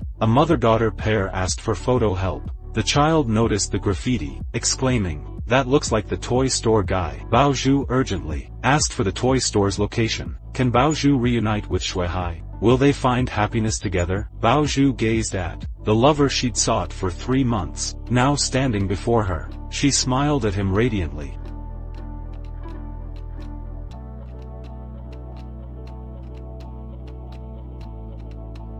Welcome. You two must be a couple, or newlyweds. We have lots of toys here. Why not buy her a toy, or your little one? After 3 years, Bao Zhu encounters Lin Dalong once more, but the current Lin Dalong doesn't recognize her. He mistakes Bao Zhu and Yan Feng for lovers. Bao Zhu is stunned. She smacks Shui Hai's head angrily.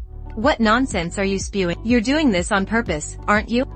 What do you mean? You mushroom head, stop messing around. Do you know how long I've searched for you? Or I'll beat you up. Shui Hai cowers in fear from Bao Zhu's fury. He hides behind the toy store owner. Earlier, Shui Hai vanished from the hospital after his injury. Bao Zhu wept, desperately searching for him. Despite her own injuries, she scoured the city for clues. A young girl finally revealed Shui Hai's whereabouts. Bao Zhu informs Yan Feng, and they head to the toy store. Meanwhile, Chen Ruanfa shows his true colors. He lies to Shuebo about company issues, requesting 100 million yuan in emergency funds. The staggering amount makes Shuebo hesitate. She reluctantly tells Shui Pei. Shrewd Shui Pei realizes Chen's ulterior motives. Don't lend him a cent, she insists. She's long suspected Chen targeted Shuebo maliciously. Now the money scheme proves it. Shuebo remains skeptical. Without concrete evidence, Shui Pei advises stalling. Claim we lack liquid funds, and need time to arrange it. They'll monitor Chen's response. Bao Zhu and Yan Feng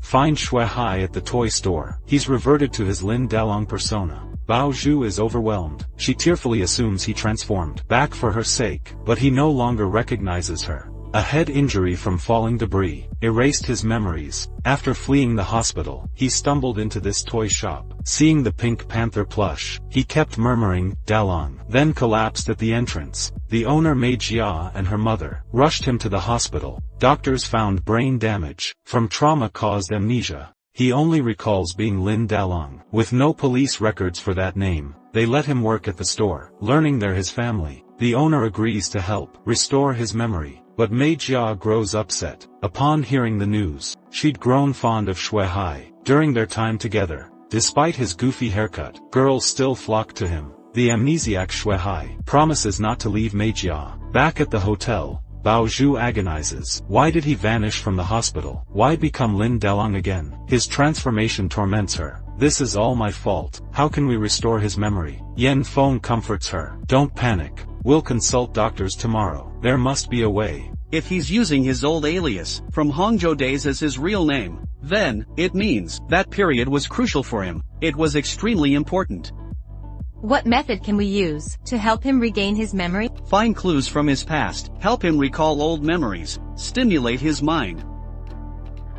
That's how his memory will return. Hearing the doctor's words, Bao Zhu was terrified. She feared Shui Hai would forget their shared past. Losing him was her deepest dread. Yan Feng urged her to stay calm. Their priority now should be finding ways to restore Shui Hai's memory. With Yan Feng's support, Bao Zhu gradually calmed her anxious heart. But what could she do next to help Shui Hai recover?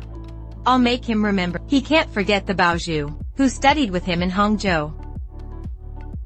The girl who scolded him daily, yelled at him constantly, and bonked his head every. I'll appear in my original form, then reconnect with him naturally. I must make him remember. Amnesiac Shui Hai no longer loves Bao Zhu. He's now into Mei Jia, the toy shop owner's daughter. To restore Shui Hai's memory, Bao Zhu keeps visiting the toy store daily. Despite her persistent approaches, Shui Hai seems frightened. Bao Zhu requests private conversation. Mei Jia objects. Shui Hai surprisingly rejects Bao Zhu too. Furious Bao Zhu pushes Mei Jia away. Shui Hai raises fists to protect Mei Jia. Don't bully Mei Jia, or I'll...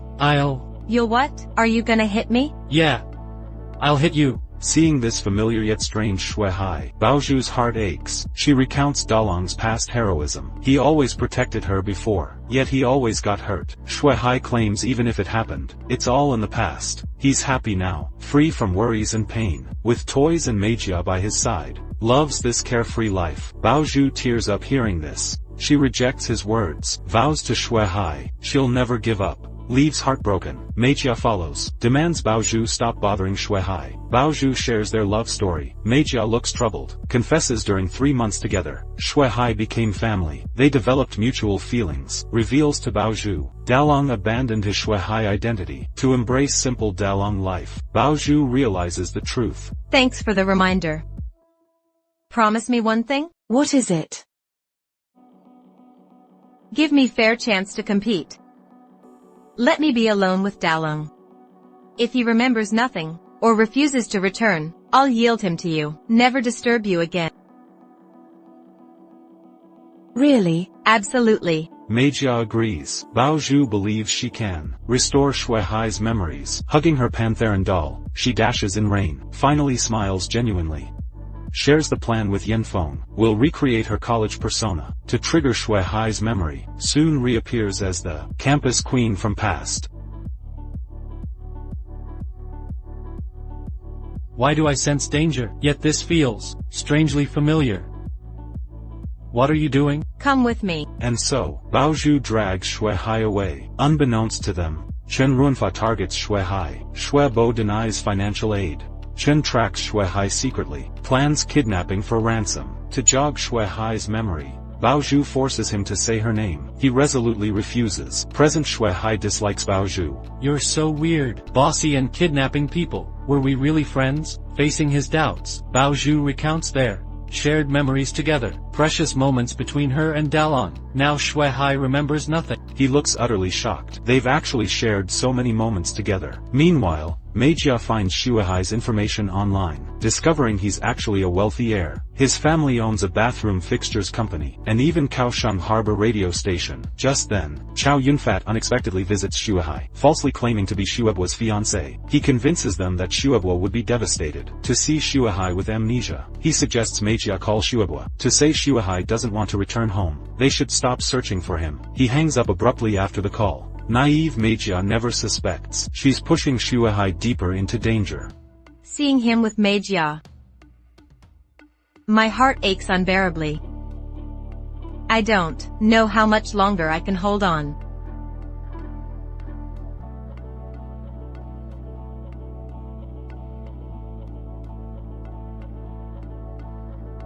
Your current feelings, no one understands better than me.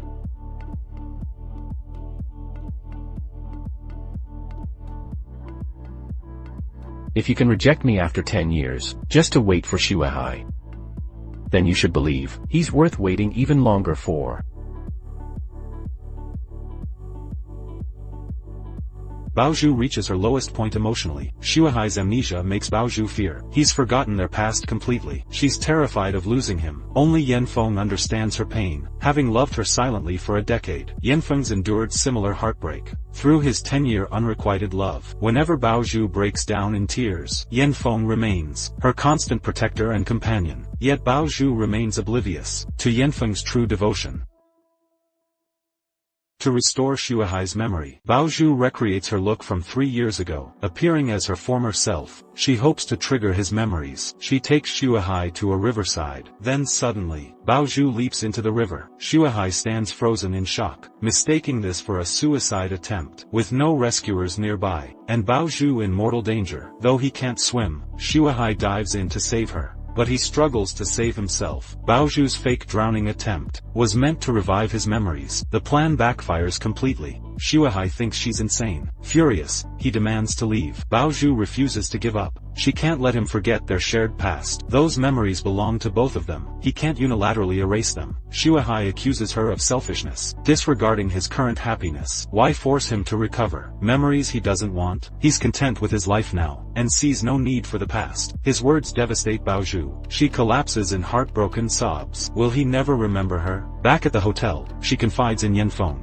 I've lost Shui Hai forever. The real him is gone. Nothing I do works. No matter how hard he won't come back to me.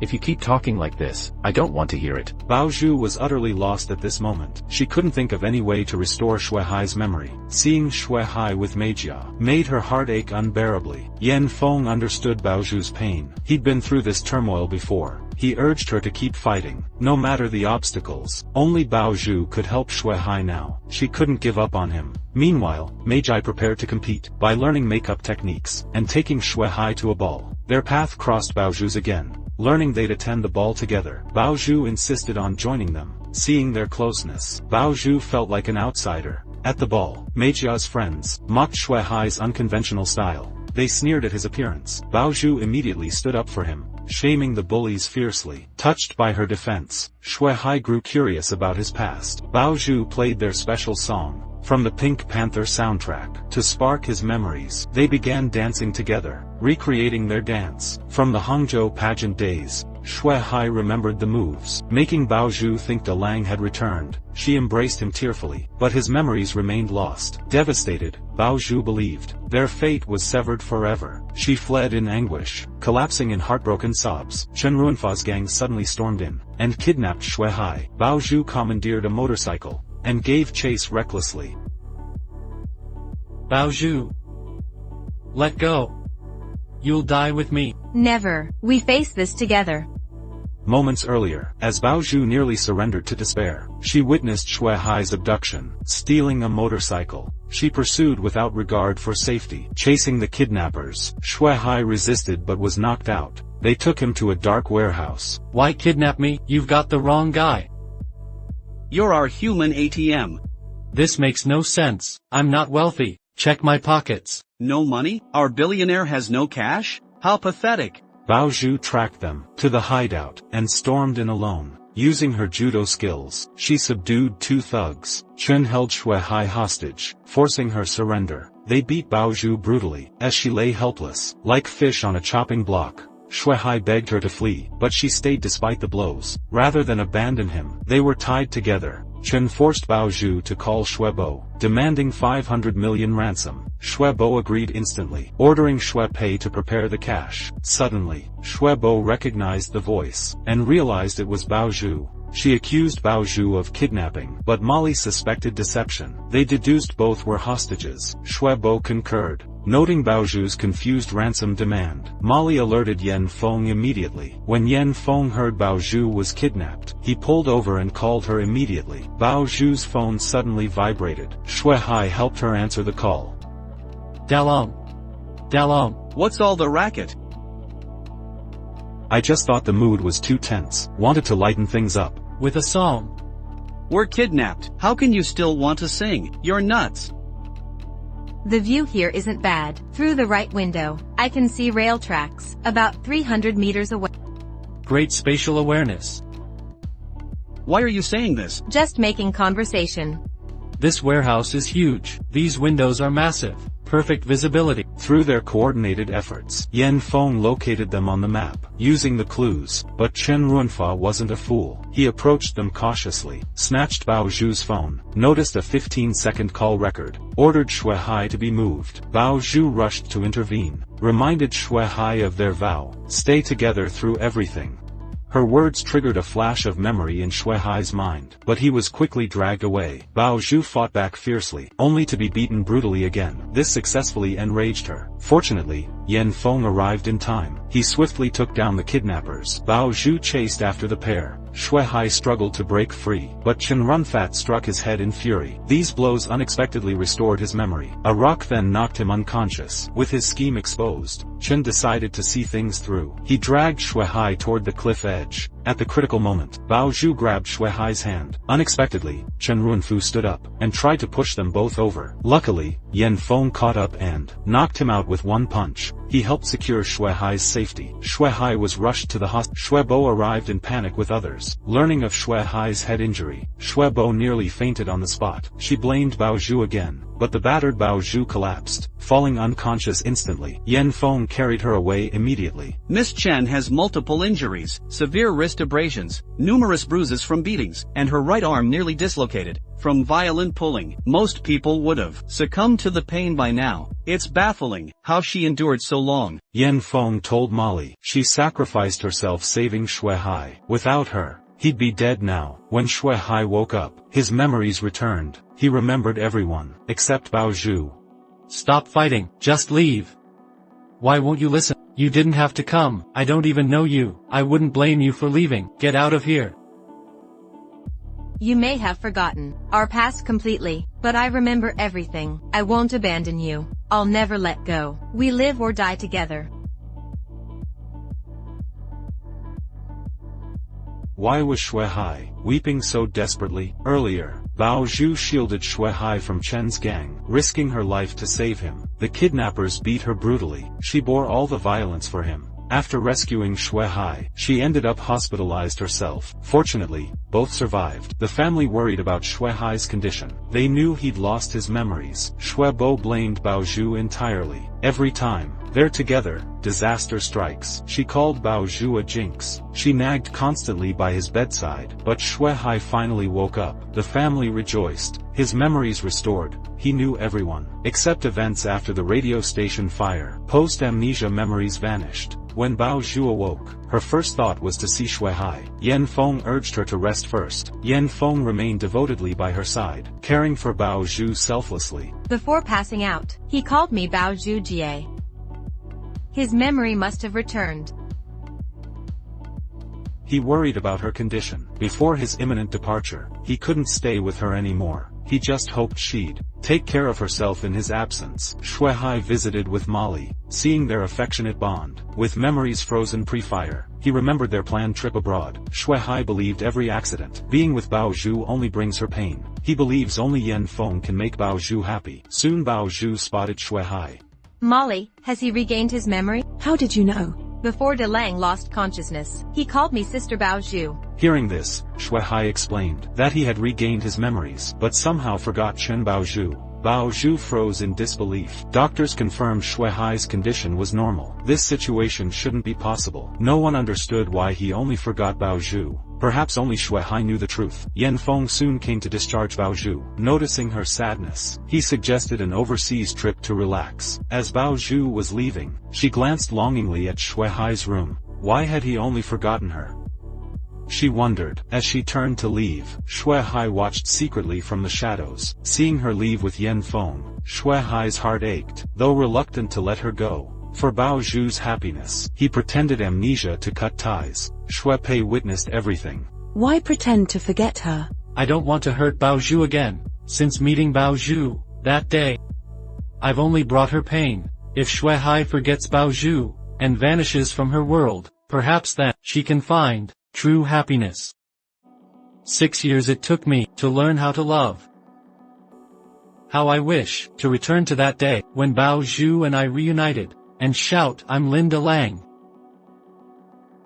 But it's too late now. This is the only way left. Shui Hai begged Shui Pei to keep his secret hidden from others. Shui Hai was finally discharged. The family's worries eased. Shui Bo cooked his favorite braised pork noodles. They learned Bao Zhu saved Shui Hai. Shui Bo warned Shui Hai repeatedly to stay away from Bao Zhu. Everything seemed settled. Shui Hai with Molly, Bao Zhu abroad with Yan Feng. But that night, a drunk Shui Hai sent Bao Zhu an email.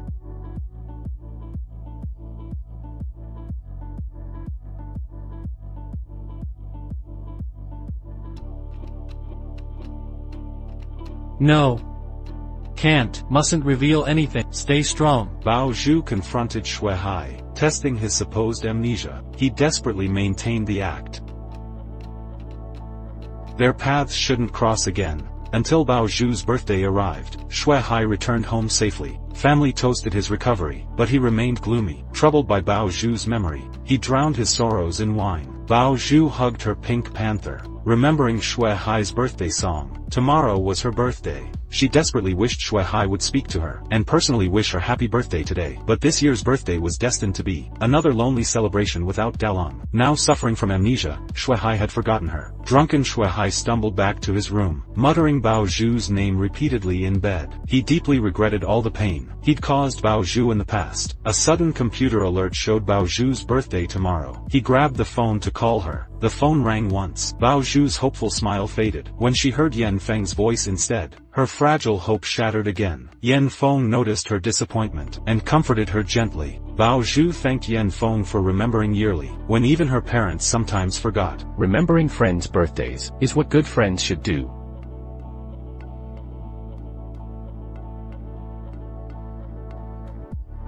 Though you didn't choose me, I'm certain we'll remain lifelong friends. Hearing the busy tone, Shui Hai staggered to his computer, determined to send birthday wishes. He emailed Bao Zhu through drunken tears, then collapsed into drunken slumber. In the dead of night, Shui Hai awoke suddenly, blinking at his emotional email draft. Bao Zhu, happy birthday. For years after you left me, I finally have the chance to wish you happiness myself. Forever yours, Dalong. To hide the truth from Bao Zhu, Shui Hai risked sneaking in. He crept to Bao Zhu's house at dawn, to delete the incriminating email. Seeing her peaceful sleeping face, he knew the email remained unread. Locked doors forced him to crawl through a window. He stumbled in the dark, nearly waking Bao Zhu. Finally reaching the computer, he found her email password protected. Her birthday and phone number failed. He tried Yan Feng's birthday next, but didn't know the actual date. Bao Zhu secretly watched his struggles. Having already found the email, Shui Hai suddenly tried his own birthday. It worked. Bao Zhu had used his special date. Touched beyond words, he deleted the email through tears, blindly bumping into doors while leaving. He escaped through the window again, never suspecting. Bao Zhu witnessed everything silently. You idiot, Lin Dalong. Faking amnesia, pretending not to know me? You've got guts. Shui Bo questioned the early departure. Shui Hai lied about morning jogging. Shui Bo didn't press further, asking him to cover her shift. Due to urgent business, Shui Pei grew suspicious, and tailed Shui Bo secretly. At the office, Mei Jia awaited Shui Hai. She asked if his past affection was real. After painful hesitation, he confessed truthfully. Now I understand love versus infatuation. You can like many people, but only love one. Before meeting you, I promised another girl a lifetime together.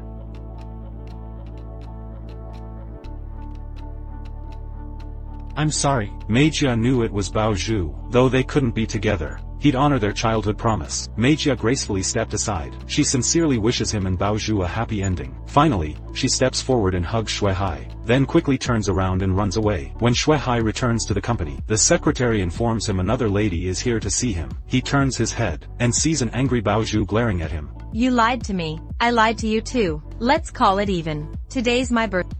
Tonight, I want us to go back to where we were 4 years ago.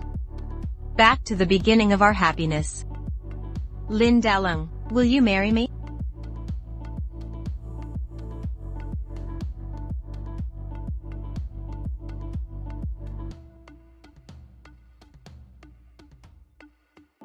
I do. Their journey together has been full of hardships. Shui Hai faked amnesia, but Bao Zhu saw through it. So Bao Zhu decides to teach him a lesson. The next day, she confronts him at his company. Shui Hai tries to keep his composure, and greets Bao Zhu calmly, formally addressing her as Ms. Chen. Bao Zhu reminds him pointedly that she saved his life, and asks about discounts on toilet purchases. Shui Hai's expression darkened instantly. He didn't know what tricks Bao Zhu had up her sleeve. Outwardly maintaining composure, he hastily offered discounts, but internally, panic was setting in. Bao Zhu smirked mischievously. Shui Hai wondered why she needed a toilet. Before moving abroad with Yin Feng, before Bao Zhu could respond, he impulsively wished them well. Bao Zhu realized Shui Hai pretended to forget her because of her plans. She decided to play along. Yes, I'm leaving with my beloved, Yin Feng, to start anew abroad. We'll live happily ever after. Which toilet model here do you think would best suit our new life together, to build our sweet home? Beloved Yin Feng? How affectionately you call him.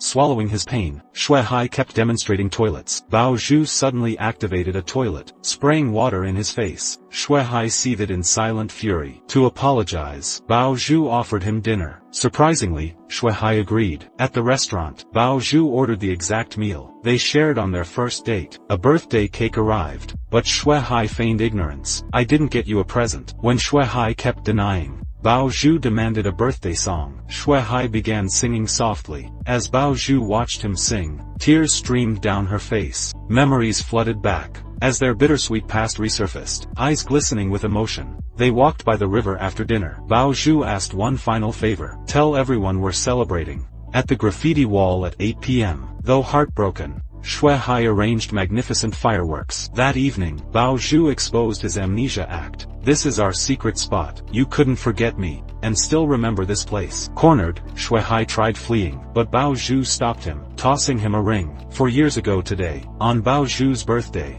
a car accident separated them. They lost years due to that crash. Now she wanted to reclaim their time. Shui Hai dropped his facade, kissing under fireworks. After enduring hardships, they reconciled completely. Surrounded by loved ones, they held their wedding. Yin Feng objected, wanting Bao Zhu to marry the kind-hearted Lin Dalong instead. Yet he wished them happiness. Just as all seemed settled, Shui Bo voiced concerns. Though reluctant, she urged mutual respect.